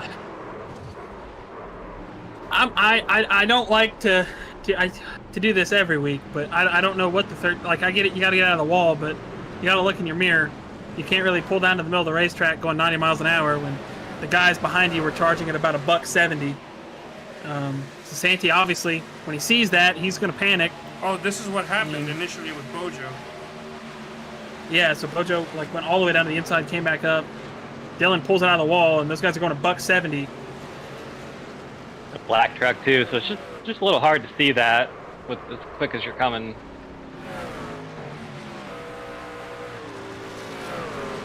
Race control has deemed the 13 at fault. Unfortunate for Santiago, that will end his night. He hit the wall really hard. Zach Evans, luckily, just a little bit of a tag for him. As Cam, I'm going to pull Santi up here. He's clear from the infield care center. We'll go ahead and get a word with him. Damn, that quick? Yeah, Santi, Cameron up Rich up here in the booth. You got a copy? Yeah. Yeah, we were just watching the replay of that incident that happened between you and the 13 and Zach Evans involved. What happened from your perspective? I was just riding down the back straight, and I see smoke. I see a car up in the wall, so I turned down to avoid him because I thought he was gonna stay up high. And they started coming down too, and I panicked a bit. Yeah, I mean, I don't know. There's not really much to say about that. I feel like I could have saved it, but just overcorrected it really hard. Yeah, it's just it's a tough break. We were kind of watching the onboard, and it was pretty tough to see from our perspective. So I can only imagine it was not even, or it was a little bit difficult for you to see it from where you were at. But how about tell us about your first half? You had a really good run there, top 10 run, running in the top 5 for a lot of the race. How'd you feel about that one? Oh man, I mean, first half was good. Yeah, too much damage. We're done. Okay. Oh, you can fix that. Nah, that thing's off. It's clean off. It's doing a jig. Oh my. But yeah, the first half, I didn't think I was gonna do as good. I mean, hopping in the practice session before the race tonight were my first few laps on here with the truck, so I was surprised with the pace. Surprised I was able to save tire. It's not something I can normally do good in. So, yeah, that's pretty much it. I guess we managed it well, and yeah, we finished P8, I think it was. Absolutely. Real quick before we go green here, you got any shoutouts? Yeah, the team, the boys there, they're great. Shame what happened to Daniel in that first half, but it happens. My girlfriend Genesis, she's great. She's always supporting me on this stuff too. So, thank you to her. Thank you to everybody that pushes me forward. All right, thank you. Thank y'all. And drag it down and get back to the All race right. here. Dustin Stewart, James Miller, side by side for the lead out of 1 and 2. Dallas Myhan still looking good in this fight. Obviously, I believe everybody came down and pitted that time. No, Dustin Stewart did not. Dusty didn't? No, it's showing him Oh. as not going down pit road. Oh, okay. Well, that's bold strategy. Dallas Myhan, James Miller, they were fighting for the lead early on. They are still going to do that. They're breaking away from Dusty Dewar. Dusty is going to probably clog a lot of these guys up here. Adam Peeler's going to look to his outside. Neil Rutt's just behind. Danny Gore, talk about him, started 20th in this half. He's going to look to make it 3 wide with Adam Peeler and Dusty. He's going to do it all the way up on the wall. Ooh. 32, if he stayed out, he's like a cork, and the water pressure's increasing behind him right now. All these guys are going to want to get around pretty quickly, and he is struggling. Absolutely no grip. 20 laps on those tires now at this point, and the battle for the lead between Myhan and Miller has heated back up once again, and those two have not gotten away from each other at all. But in turn 1, Myhan has the lead still. Miller has not led a lap this race yet. I don't believe he wants to, though, so they are still going at it. Actually, yeah, Peeler up there as well is still up there in the podium spot, so good run for him. Absolutely, somebody with trouble early on. AJ Clemens, who was in that first rack, he's back up to the 7th spot right now, I believe. Could be wrong. It actually might be the 6th spot as well. So, go look at it. It is, in fact, the 6th position there. We're out on board with Daniel Gore. He's up 16 from where he started on that white line. Kevin Harvicking it, as the kids call it. The way to save your tires at this racetrack. Ooh, in the wall there with Peeler. It's throwing sparks out the rear of that race car. No harm, no foul, though. Using all the racetracks that he paid for.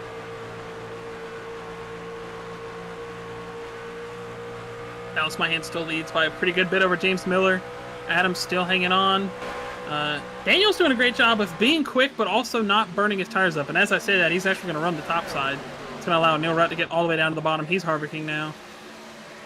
Probably going defensive against that 66 behind him, who's looking a little bit racy. That's the 66 of Neil Rutt, who's actually not supposed to be in this race, according to our information. Battle for the lead near 09 of Miller is looking below the 41 of Myhan. We've seen that move a couple times this race. Myhan is very good on that outside line. Miller cannot make that move happen, and once again, looks like that's going to be the case. Miller just not able to make that inside move stick. He does not have all the racetrack there because that 41 of Myhan is doing a great job of keeping his truck right where Miller needs it to be. Adam Peeler snuck his way back up to the fight. He's going to get right to the back bumper of James Miller. He's now going to try to go to the inside, but he's going to have to lift. He almost actually got into James Miller there, but he's going to be doing just fine. Everybody's going to calm back down. Battle for P4, Daniel Gore, AJ Clemens. They've been battling all season long. Nothing different tonight. Looks like we're got our first calm moment of this second half. They're single file to about, looks like, all the way back outside the top 10 now. Now the battle is, looks like for the 9th, 10th spot, but yeah, these two, 41 and 09, looks like they're not going to go anywhere all race. They're probably going to be attached to each other's hips until the end of this event. And one thing I guess that we didn't really mention just yet is that caution that came out is going to affect our pit strategy just a little bit. So we're probably going to see these guys sit around lap 40, 45-ish, I'd have to say now. Yeah, I believe that caution was about lap 20-ish. I'd say probably about 17, 18. By the time they get down pit road, it's closer to 20. So they're going to be able to go 25 is our number. I think that's what we've figured out based on what we saw before. 25 or 26. And then, you know, they run that 25. They might even pit shorter than that just to try to split it maybe a different way. Obviously, it's going to vary based on who's running where and what they feel like they need. But lots of ways that this could play out for everybody. And the battle for the lead still heating up. Miller has not wanted to give up that fight just yet. He is going at the 41 at Myhan. once again, and my hand doing a great job of just keeping his truck where Miller needs his to be on that outside line. Not enough for him to slide up and make that move happen. Out of turn number 4, almost contact once again. We've seen those two bang doors a few times, but I think kept it off each other here once again. You got to think that 27 of Peeler and the 69 of Gore and even that 67 of Clemens are loving what they're seeing in front of them, because those two are slowing each other down and they can really just save their tires and mount a charge later on in this run. I think in Peeler's case, he's mounting a charge right now. He's been trying to do it consistently. Danny G's just kind of chilling and working his way up there. As for Clemens, I believe, is actively trying to get around that 69 machine at whatever cost necessary. So that is going to be interesting to see as these guys are all getting grouped up. 5 cars under a blanket. And if it goes like this for much longer, we might have 6, 7, or 8. This looks like an early 2000s Atlanta Cup race. This is awesome stuff. Ooh, almost some contact there between the 67 and 69. That's Clemens and Gore off of turn number 2. And there's Peeler and Miller now in the battle for second. Now that battle is really almost a 3-wide battle for the lead, because Miller and Myhand and almost Peeler were going at it there, but looks like it's kind of just going back and forth here. This is almost looking like a Daytona race. Almost a little bit of a pack going on. A little bit of old school Daytona, with the bumps and everybody having to lift and roll out of it, and tire wear playing a factor for sure. Danny G and AJ Clemens, they're going to make a little bit more contact this time around. AJ ran a little tight, going to get into Danny. Danny's going to be just fine. Clemens is going to lose that spot. He should be under fire from the 45 of Darren Staff here out of 3 and 4, I would imagine. That 67 is not giving Daniel Gore a lot of room off of turn number 2, and have to see if that'll cause any issues later. But battle for the lead once again heating up. There's James Miller on the lower right-hand side of your screen with his VR headset going on. He's got a good view of the lead up here. Nothing in front of him right now, but a 41 truck of Myhand to his right side that will not go away, and still will not go away there off turn number 2. And now a 27 machine of Peeler that also will not go away. So James Miller has a lot. Ooh, I think 41 got in the wall there. That's going to be all James needs. And you see him raise his hand for a little wave saying goodbye. And he has the lead to himself right now. AJ Clemens looking to the inside of Adam Peeler. Danny G looking to the outside. Adam's also to the outside of Dallas Myhand, so this might get really freaky really fast. Is that a Jimmy John's commercial? Yeah, maybe. I don't know. What I was going for there. What Jimmy John's commercials are you watching where people are talking about getting freaky? Their slogan is freaky fast. Yeah. That 41 on my end is all over the racetrack right now. That truck was sideways off the floor, and it was more sideways down the front stretch. I think he got some contact from the 67 of Clemens, who's now to his inside, not given a lot of room there up at turn number 2, and now he's under fire from the 66 of Neil Rutt. That is a dogfight for the currently P4, it looks like. Yeah, and I'd have to imagine AJ running those laps on the bottom underneath Danny G, washing up tight, have probably killed those right side tires on that 67 machine. Neil voicing a little bit of displeasure with Dallas. He cut him off there. Clemens is going to go right back to the inside of the 66, and we're really going to see those right side tires wear based on how this plays out. And yeah, no, I would have to say that he is very tight. A soundbite that will not make it in any clip of any future uploaded YouTube video for sure. That one right there. But no, looking a little bit further back, that's Gilly in the 99. That's the battle for 8th right there. He's going at it with the 04 Hackthorn right now. Hackthorn on the outside there. Hackthorn, he started 13th, so he's gained a few spots. Now looking further up at the battle for second, Gore and Peeler still going at it. Peeler, shout out to him. He's had a fantastic race. Started P6 with the invert, but has kept his truck up in the top 5 all race. So doing a very good job on his part there. Multicam, you see the battle for 8th there on the top of your screen there, still with Gilly and Hackthorn. Hackthorn's actually nosed ahead a little bit there through 3 and 4, running that high line. And now we have another battle for P5 brewing up on the bottom side there. That's between Rutt, Dallas Myhand, and AJ Clemens. So we saw a couple of those trucks battling for the lead a few laps ago, and now that battle has migrated back to the P4, P5 spot. Clemens is going to get a little bit of a push to Myhand there to get him through the corner. Neil took the bottom, but I have to imagine he is going to lose a little bit of momentum there. So we look back down to the outside lane for Dallas Myhand. He's a little loose, but wrecking for second. Adam Peeler Oh, Neil! No, Neil Rudd, the two big trucks get together. Oh wow. So just as I was saying how good of a race he was doing, he goes spinning down the front stretch. So I think that might be one of the worst commentator's curses of the season. I'm hearing that Daniel Gore might be somehow involved in that. Yeah.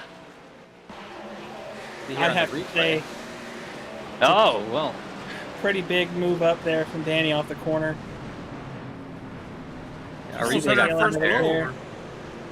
Yeah, Adam Peeler. That infield grass, man. We saw Dallas have the same thing, but this is a pretty big swing up the racetrack from Danny G. Obviously, corner exit. He's just going to tag Adam. Doing his best Carl Edwards, Brad Keselowski 2010 impression there. Almost with the blowover. So Danny G ran well this race, just has made a couple mistakes that are probably going to hamper this second run as well, because I gotta assume he's probably going to be getting the penalty for that one. Oh, yeah. Right side came all the way off the ground there for Adam. If he was in VR, I think we might have heard him scream. Oh, he actually did get airborne there. Tough break for Neil as well. Also involved. Big hit at the front. Everyone pit road, by the way, except for Conrad. On board with Peeler here off of turn number 2. Just, yeah, gets hit in the left rear, and there's not much you can do there as a driver, Ty. Once you get hit in the left rear, and it's kind of long for the ride. Yeah, no. You are kind of just sitting there, man. I mean, you can lock the brakes up all you want. It's not going to do anything. As race control did deem, that was, in fact, on the number 69 machine, so Danny G was given the EOL. See how the race pit road goes. James Miller is your leader off pit road. Dallas Myhan jumps off P2. So AJ Clemens third. Something I want to bring up to you guys is that this is it for tires for all but 2 drivers. And those drivers are Tim Conrad and 32 of Dustin Dewar. Oh, wow. So that actually, if we go, I would say, normally my number normally my number for that is I would say you go 20 laps. If you go 10 laps and Dusty comes out and Tim comes out and they put those tires on, they are going to be ripping. And what this would mean for Timmy, close to his birthday. Is today his birthday? I don't know. He's going down pit road, but let's see if he takes tires or not. For sure, Dustin Dewar has a set of tires because he stayed out that he started from the lead and then dropped like a rock. Okay, and Tim Conrad is taking tires. Oh, Timmy. So Dustin Dewar is the only driver in this field who has a set of tires remaining. That has not been involved in an incident. Very interesting. Dusty might have cooked up a good strategy here. At first I thought it was a questionable strategy. The way that he got blown by obviously wasn't great, but now he's on the lead lap. He's in 18th or 17th. I believe it's 17th, yeah. So, I don't know. This could play out perfectly for him. If we go about 10 laps, 10, 15 laps, get a yellow, throws on a fresh set of tires. I mean, yeah, you're restarting 18th with about 10 to go, but we saw the tire difference. 4 laps is a lot. You go 10 to 15, yeah, you're cooking.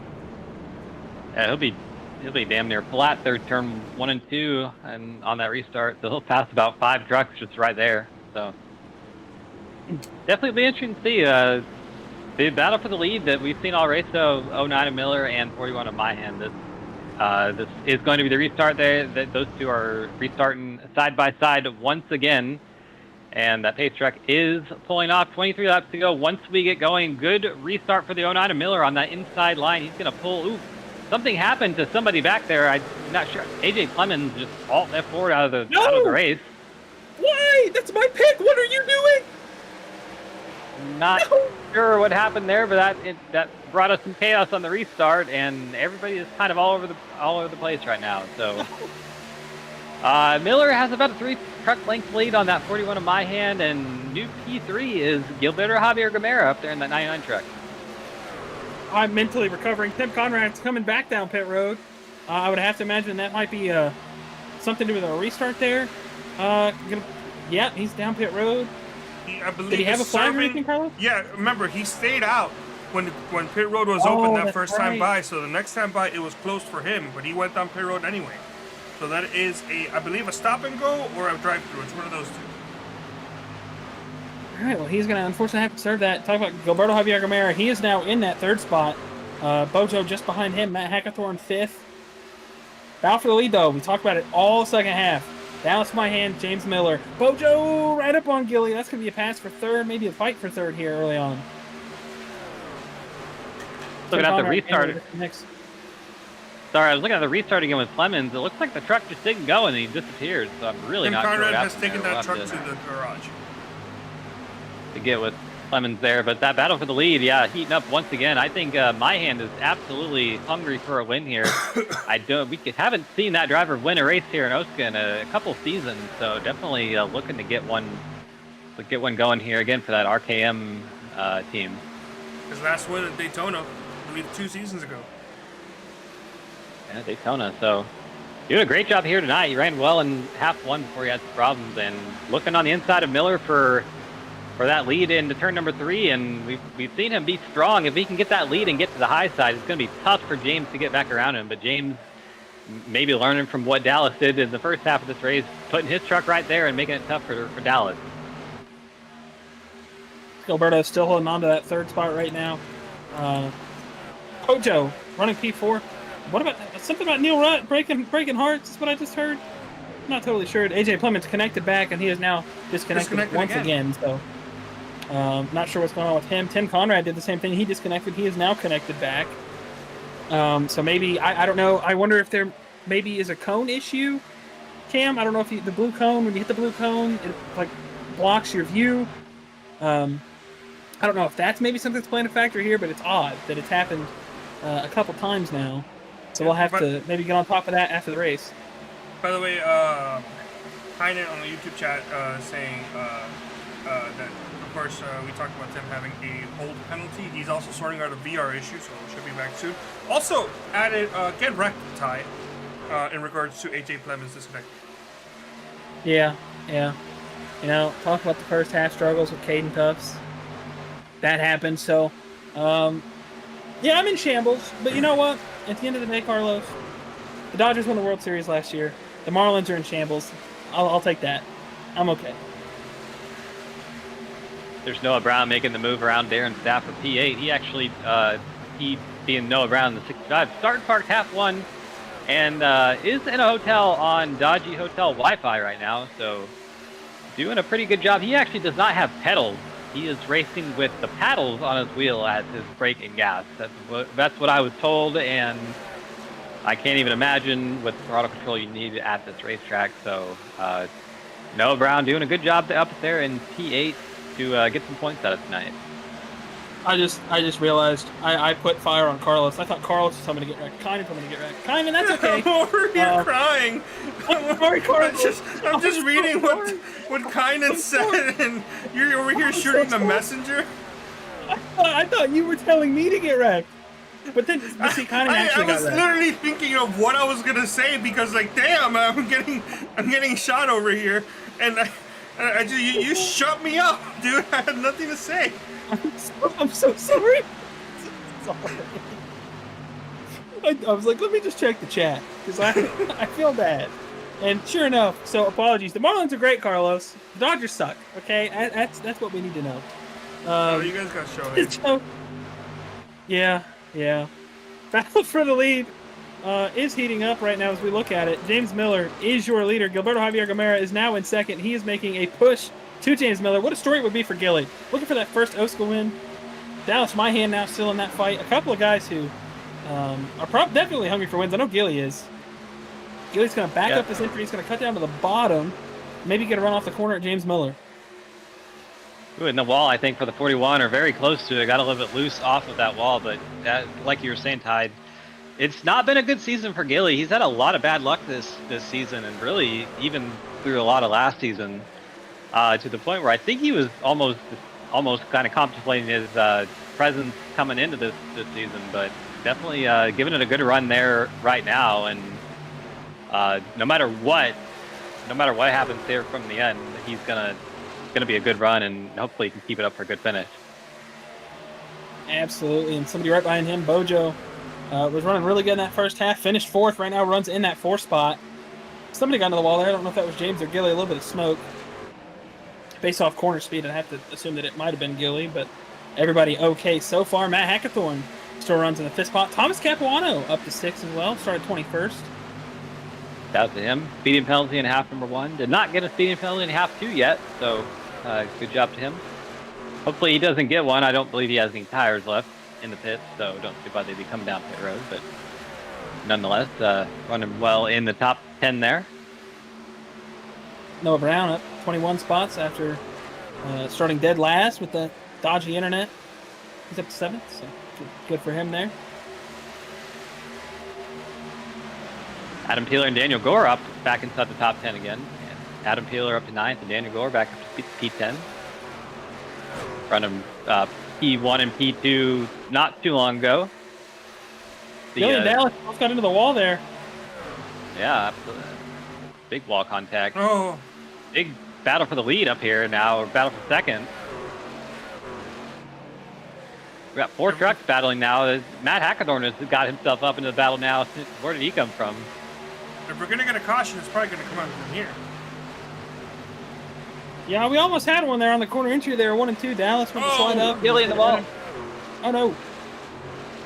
Big wall contact there. He kind of rode it through the center of the corner, lost a lot of momentum on that truck, and he might be under fire from the, who's that behind him now? Looks like the 21 of, yeah, it's 21 of Capuano. Is Gilly a new nickname? Oh no, I've been calling him Gilly. I've known Gilly since 2022, so it's being a teammate too, you know. We kind of have nicknames for each other. He doesn't really call me anything but Ty. Sometimes, I get the occasional mac and titties, but it's normally just Ty.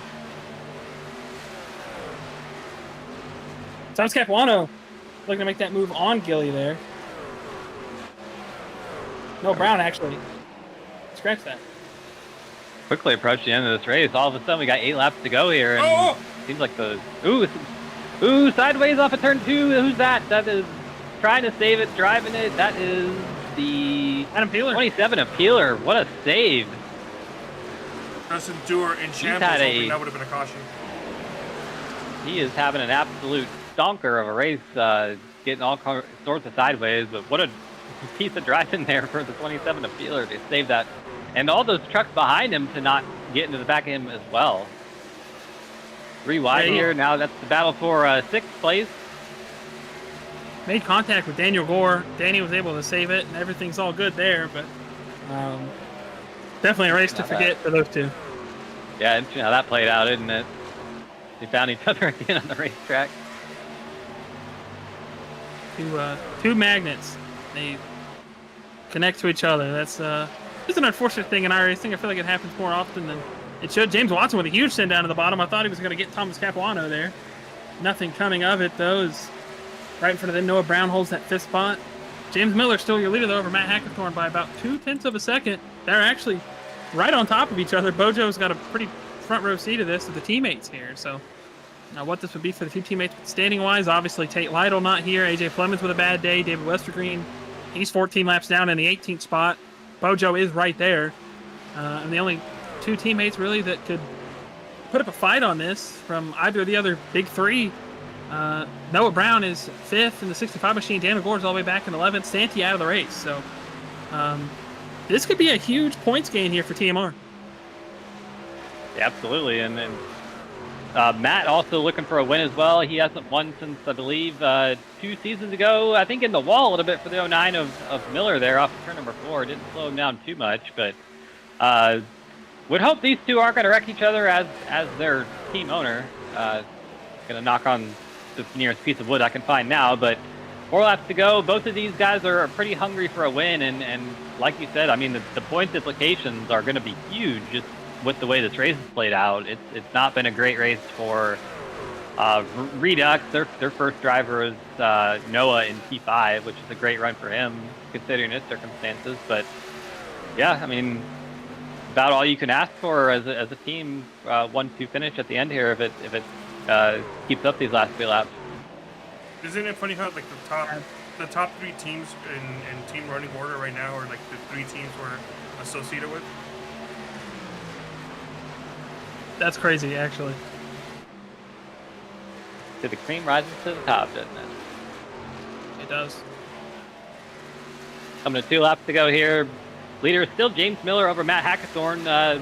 Only about a 1/10 of a second is the lead, and not too far behind is Ray Baracey. But 2 laps to go here at Atlanta. We still have a race to fight. Nothing quite over yet. Good run out of turn number 2 for all of these trucks. Pretty much just at the end of their tire life and trying to nurse it home, give everything they got here. 3 and 4, we'll see if Hackathorn or maybe Bracey can mount one final charge on that 09 of Miller. He's looking pretty steady. Getting the white flag out of turn number 4 here in that Tim Hortons machine. Bojo not going to be able to do anything but watch. Matt Hackathorn's going to run a different type of line here. He's going to back up his entry, try to get the run out of the corner. James Miller going to run that 3rd seam. He's going to get right up on top of the wall there, and it's going to take a huge stint here from Matt Hackathorn. James is going to block the bottom. Now back to the top. Hackathorn's going to put a huge stint to the bottom of the racetrack, but these guys are teammates. I don't expect to see anything crazy. He's going to push it, but out of turn 4, nothing for him. James Miller is going to win another race for TMR. It's a 1-2 for TMR. Ray Bracey with P3. Ian comes home in P4. Noah Brown with a great run in P5 in that Hotel Dodgy Wi-Fi. Watson comes home in 6th. Capuano 7th. Gore comes home in 8th. Gilberto Javier Gomera 9th. Good run for him. And Darren Staff rounds out your top 10. Great race. Think, what was that? 1 caution on that tonight? 2. 2 in the second half, yeah. 2 in the second half. No, So, yeah. Averaging 1. Average 1 for both halves. Great night of racing here at Atlanta. That was fantastic. Saw a lot of 3 wide sliding around, just things that we love about old Atlanta, and long green flag racing with a lot of comers and goers. And yeah, second half goes to James Miller. All right, and before we get to our interview with our 3rd place finisher, Mr. Ray Bracey, let's go ahead and run down your top 28. I keep saying top 28 like there's not only 28 cars. Your results. We're gonna leave out wrong. 29. No, I'm not wrong, but it's like when you say top, it's like when they say top 12 or top 11. It's like the guy in 11th is really just a consolation prize, and it feels stupid. We're gonna run through your results. James Miller is your winner. Matt Hackathorn comes home P2, Ray Bracey 3rd, Dallas Mahan 4th, 5th Noah Brown on that spotty Hotel Wi-Fi, 6th for James Watson, 7th for Thomas Capuano, Daniel Gore comes home 8th, Gilberto Javier Gomera 9th, Darren Staff rounds out your top 10. Aaron Evans for RKM comes home in 11th, Jordan Tarble comes home 12th in that 17 machine, Patrick Ahey in 13th, Adam Peeler, tough break for him, comes home in 14th, ran in the top 5 all day until the very end there. Dustin Dewar comes home in P15th. 16th is Brent Jones, first truck 1 lap down. Zach Evans comes home in 17th. David Westergreen, talked to him early on in the race, comes home in 18th. Neil Wright 19th, and AJ Plemons. Something happened to him. We'll have to follow up on him, but he comes home in P20. 21st is going to be Tim Conrad after having some computer issues. 22nd for Dylan Thomas. 23rd for Santiago. 24th, Austin Beers. 25th, Kynan Jones. 26th for Dakota Pignataro. Dave Carpenter 27th, and Caden Tufts did not start half number 2. As we wait to figure out why, I still can't see the South Shore chat to get Bojo in here, so I'm going to shoot D West a message. But is it there, or is it just figures a hit? I see the chat, but I don't see who's in it. Maybe they're in a different. And I don't. No, actually, I think I know what's going on. They are in the they're in the manufacturer chat. They're not in the South Shore chat. Oh. What's the manufacturer? Which chat? we. Yeah, we Yeah, can't see the manufacturer We chat. can't see those. Why not? Big help.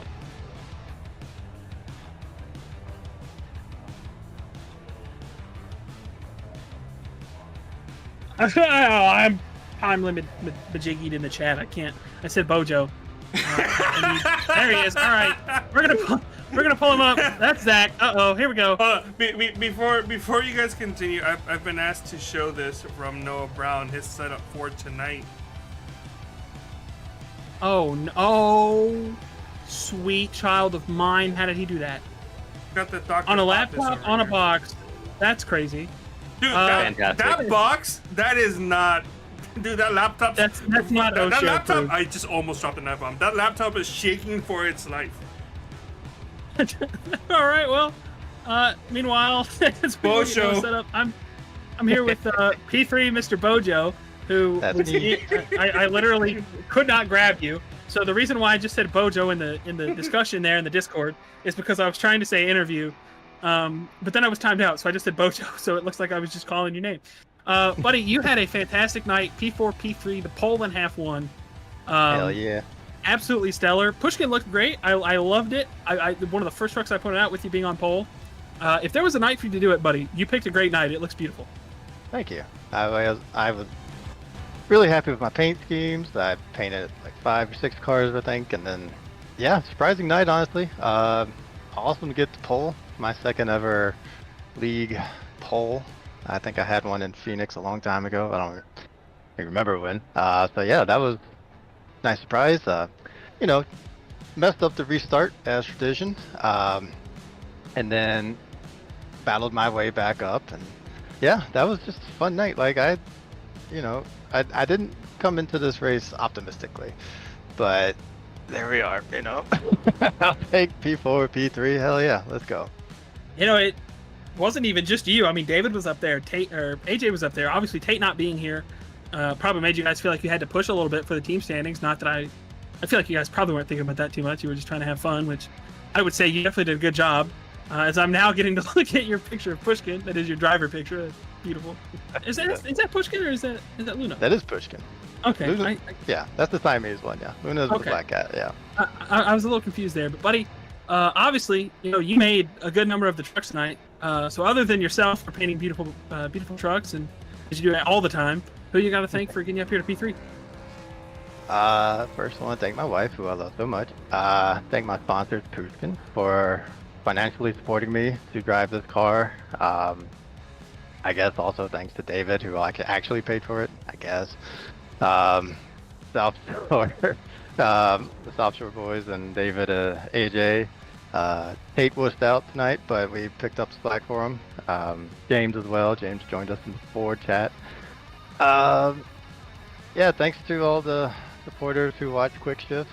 I made one for last week's race. I hope to make one for this one. Sorry, I haven't been making as many. I just if I could, get paid through this, that'd be great. But I gotta find a way to get sponsored somehow. I guess that's the art of NASCAR. So, what else? Who else? Thank you guys. You guys always do cool broadcasts. Underappreciated part of the Quick Shifts. I steal your content, put it into my content, and we both have a happy time. If I don't make a Quick Shift, I'll at least make the other one this time. So There's content for that, unfortunately. yeah, I think I just added some content for that earlier. I know I said the forbidden word at least one time. So but yeah, it's We pointed it out in the broadcast a few times that you can use. Hey, there you go. Okay. If you guys could make notes, it'd make my job a lot easier. There was also some commentator unjustified crime. I didn't know, Carlos. I'm sorry. But yeah.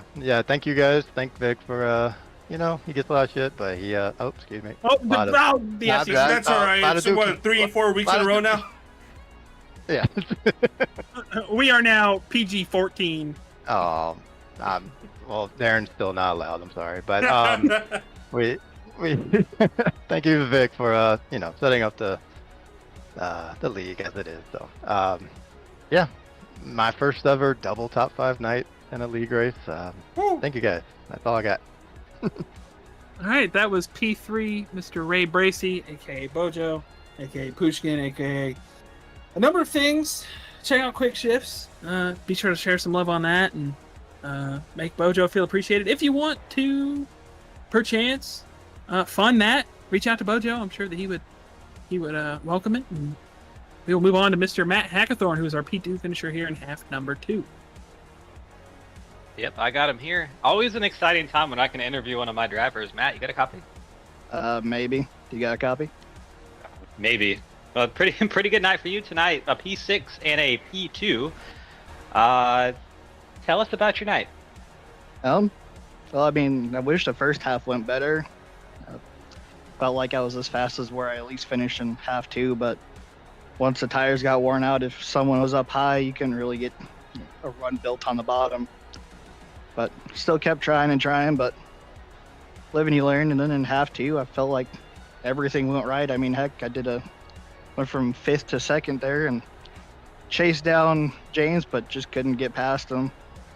As soon as I opened up the throttle there, when I thought I could get a run underneath him, it just kept getting loose. And I tried the high side, but he just had too much momentum in the middle. So 2nd's a good run. I mean, I think it's the first race this year that I've had a good finish in both halves. So hopefully trends continue because it's been a very rough couple of weeks. Yeah, you've had a few good runs. I think you're right in saying that's probably the first finish that actually reflects that, but lots to kind of think about and move forward with going into the break. Looking at our schedule coming up after that, we have, looks like Talladega. Ooh, always a fun one. How you feeling about that one? I mean, hopefully good. I mean, you could do every move right and still get wrecked out in someone else's deal. So hopefully my luck is up for that. We'll see what happens. I mean, I'm not going to go in there thinking I'm going to be the, super Talladega Dale Earnhardt, but I'll go in there and I'll probably try to I'm a better pusher than I am a leader. So try to push someone out to the lead there on the final lap and make a move off of 4, or maybe down the little stretch between there and the tri-oval. Yeah, sounds good. Well, great run tonight. Other than Talladega, or maybe even with Talladega, we got Talladega, Homestead, Watkins Glen, and Indy until the chase starts. What one of those races are you looking forward to the most? I mean, I unfortunately have to say Watkins Glen because it's about the only track we'll be using any decent amount of brakes. That's usually where I can make my moves the best and get through the field, but you never know. I mean, I never marked Atlanta as me finishing a P2 because usually I'm not good at saving tires at the big tracks. I'm more of a short track person, so we'll see what happens. I mean, I've had my hopes absolutely bottomed out for here, so maybe I'll bring them up for the next race and finish last and last again. But for now, I'll stay optimistic and hopefully race my way back into the chase on points. Keep it up tonight, I think. Keep up what you did tonight. I think it'll be pretty easy. Before we let you go, you got any shout-outs for tonight? You gotta thank you, of course, for having us on your wonderful team, and everybody for racing super clean. I mean, it was fun going 3 wide, 2 wide. It was super competitive. Just wish we had a night race the second half, so it was a little bit easier to move around. But I'm not going to complain about the second place. I mean, I gotta thank James for the new paint scheme. Just changed some colors around and added one, and seems to be lucky so far. And I think it looks really cool. Yeah, it definitely seems to have worked. Yeah. Yeah, gotta thank everyone up here in the booth for hopefully talking about us and not about, like Tom says, and Dave Westergreen, But gotta thank also Vic for putting this league on. It's been very fun, and for the most part, the racing is very clean and very, respectful. There's a couple people, but for the most part, it's a great time. So honestly, race OSCA. I believe that's also the Twitter handle, Race OSCA. So if that's your P2 finisher in half 2, P6 and half number 1. Matt Hackthorne, thank you for talking to us. So we'll go ahead and move you back down. I believe that means Ty is going to get with James here in just a moment. Well, so fun fact, our half 1 winner decided he didn't want an interview. So I went down in the interview waiting. I heard Tom say something, and I said, well, somebody gets a freebie. And the unanimous decision from about half the people in the chat was that we talk with our emotional support pick, Mr. Gilberto Javier Gamero, right before we talk to our winner. So, Gilly, it's type in the booth, buddy. You're our emotional support pick here on 3Y TV. We always love to see you doing good, and you ran fantastic tonight, buddy, in that second half. So, how are you feeling? Well, first, I want to say thank you to everybody in the interview chat for putting the spotlight on me when I wanted to stay away from the spotlight. But, I mean, I don't know. I'm happy I got a top 10, but at the same time, I felt like I let one away. First half was fine. I made a couple mistakes on pit entry and both pit stops, so I lost a little bit of ground. Easily could have came away with a top 10, and didn't think I had a really good chance here in half two. Figured I'd run like top 10, top 5, but those cautions kind of fell where I wanted them to fall. And Dallas and Miller, I think it was, them getting together a little bit kind of did help me get to them. And yeah, I mean, I don't think I've ever been that close to potentially getting a win. Kind of sucks that I put together a bigger choke job than Denny Hamlin 2019. So, but at least he has bounced back from it. Still hasn't won a title, but he bounced up back, still got wins. So I'm hoping for a little redemption, kind of like that. Overall, I guess I'm satisfied with tonight.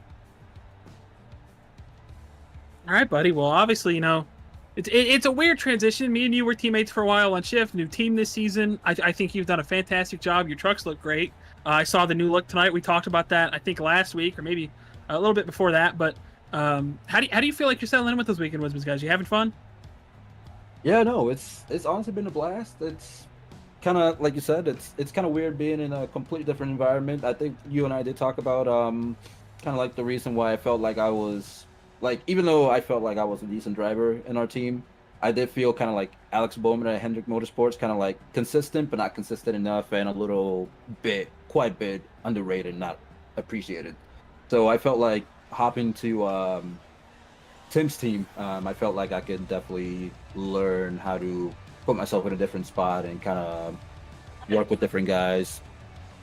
But it's been really fun this year. I've actually been having a lot of fun. I know, not saying that I haven't had fun with shift or anything like that, but it's definitely different when I'm not like putting myself in a mindset where I have to put myself above everybody else. I'm here with a bunch of good guys that they race well in their own different disciplines, and I feel like I'm learning a little bit better from them now, and it's been helping me a lot this year, especially with the trucks. So, and halfway through the season, I feel like I'm still a little bit outside from the playoffs, but hopefully I got a good couple tracks coming up, and hopefully I can make a little bit more noise. Absolutely, buddy. We love seeing you run good. Keep it up, man. You look fantastic tonight. It was fun seeing you up there and scrapping with everybody. So we push towards the playoffs. Hopefully you can get in a rhythm, get consistent, and make a good push there, pal.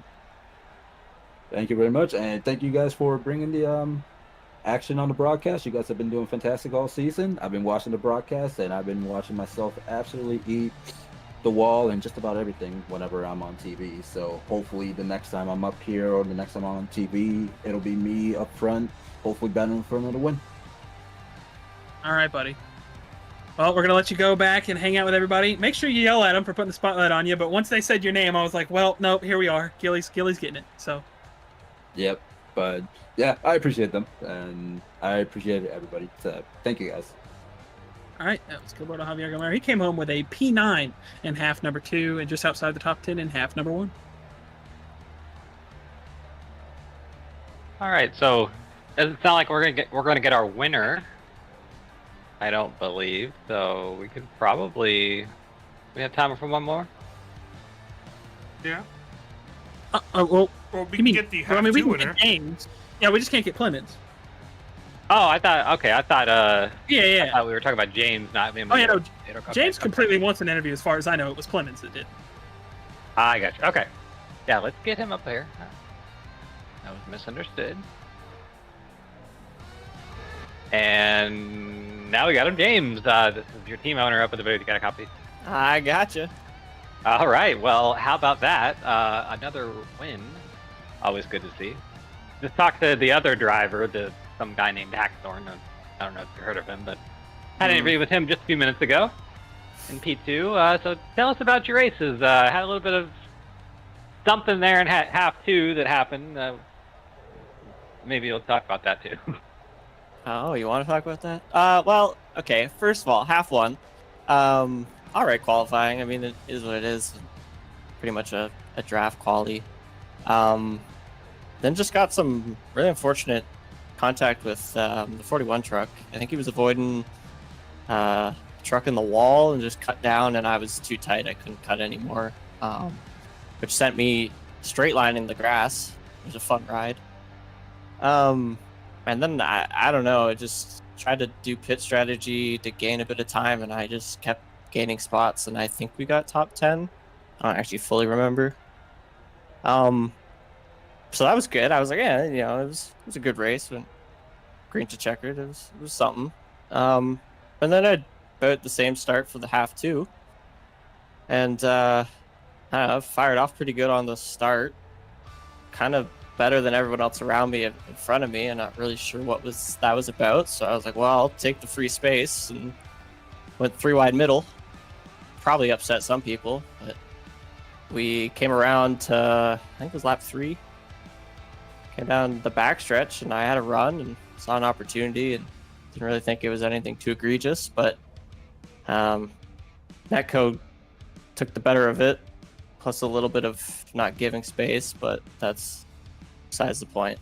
Just unfortunate to cause that incident. I know it upset a lot of people, but I'm not sorry about the move. It's what happens in the invert. You get people who are sitting 24th of standings running ahead of you. You got to cycle through them, and maybe it wasn't the smartest play, but I did it, and I'd probably do it again. But yeah, it wasn't like I went in there and doored them out of the way. It could happen. So unfortunate, but you know, we had speed, kept leading, had a great battle with Dallas the whole race. That was a blast. And yeah, I just got to battle Hack a little bit at the end. Got a little bit of payback for Stafford last season, so we'll take it. Can't believe I actually won, honestly. Yeah, I wanted to highlight that battle you had with Dallas a little bit, because pretty much the whole race you two were going at it. Kind of looked like up here once the tires worn out. Once you kind of got up in the high side, it was pretty hard to do anything on the bottom. Is that kind of what you were feeling in the truck? Yeah, I don't know. It's weird. I noticed it on the last run. I ran the same middle groove the whole run, and it felt like the tires really liked to wear in that way. Earlier in the race, I was trying to go low at the start, and it just really wore everything out. So I was trying to run that middle line, but obviously then you're battling and trying to cut under. I don't know. I think I did make the pass in that second run on Dallas low. I was lifting earlier, and it really rotated the truck down. I could kind of hug the white line. So there's a really, really well raced track just on all the grooves you could do. Like it was nice to have that option, but the outside was definitely preferred, which is a bit weird for Atlanta, but these trucks are pretty bogged down. But yeah, it was fun. Obviously first place, can't complain, right? Yeah, hopefully not. It was definitely fun to watch from here in the booth. There was stuff happening all over the track, and kind of corroborates with what you said. Everybody was kind of running just every line on the racetrack. So, I mean, it's always good to see that.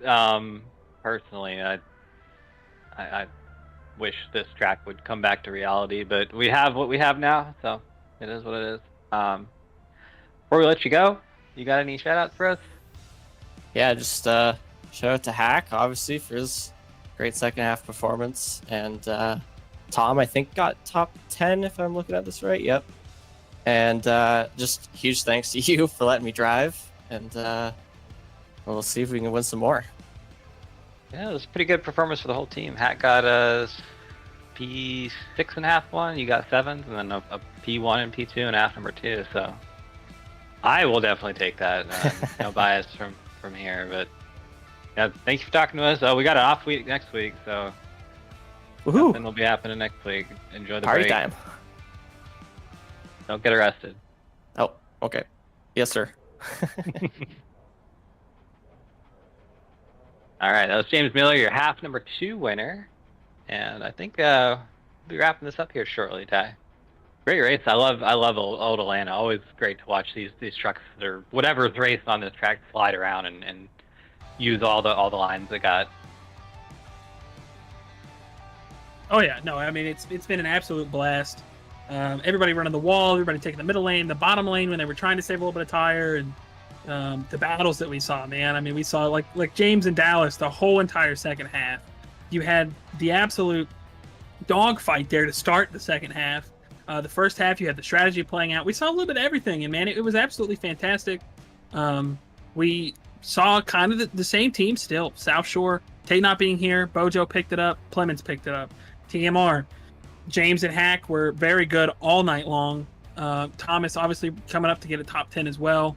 It was a very good night of OSCA racing. Yeah, absolutely. And as we kind of already mentioned in the interviews, no racing next week. We are off for Easter. So go watch the real world races at Rockingham. They're going to be on Friday and Saturday, I believe, or maybe Saturday and Sunday, but Xfinity and Trucks will be there. Always a great track to watch racing on Rockingham. But I believe that's all we have for you here on 3-Wide Racing, or 3-Wide TV tonight. Just a fantastic race at Atlanta. Just loved what we saw tonight. Any final thoughts from you, Ty? I mean, I can't wait to see what happens. Obviously, we're off next week. I think we go to Talladega, so that's going to be more action-packed racing where we're going to see some new players get up there and fight for the win. And the season's going to keep developing, man. We're ever so closer to those playoffs. Big story to follow, Tate not being playoff eligible. So that's going to throw a wrench in everything. But yeah, that was it. So I think that is going to do it for us. As we mentioned, off next week. Watch the real races. Come back next week. The week after that, Talladega, right here on 3-Wide TV, 9 p.m. on Thursday. For Carlos Acosta, Cameron Rich, I'm Ty McIntosh. Have a good night, folks.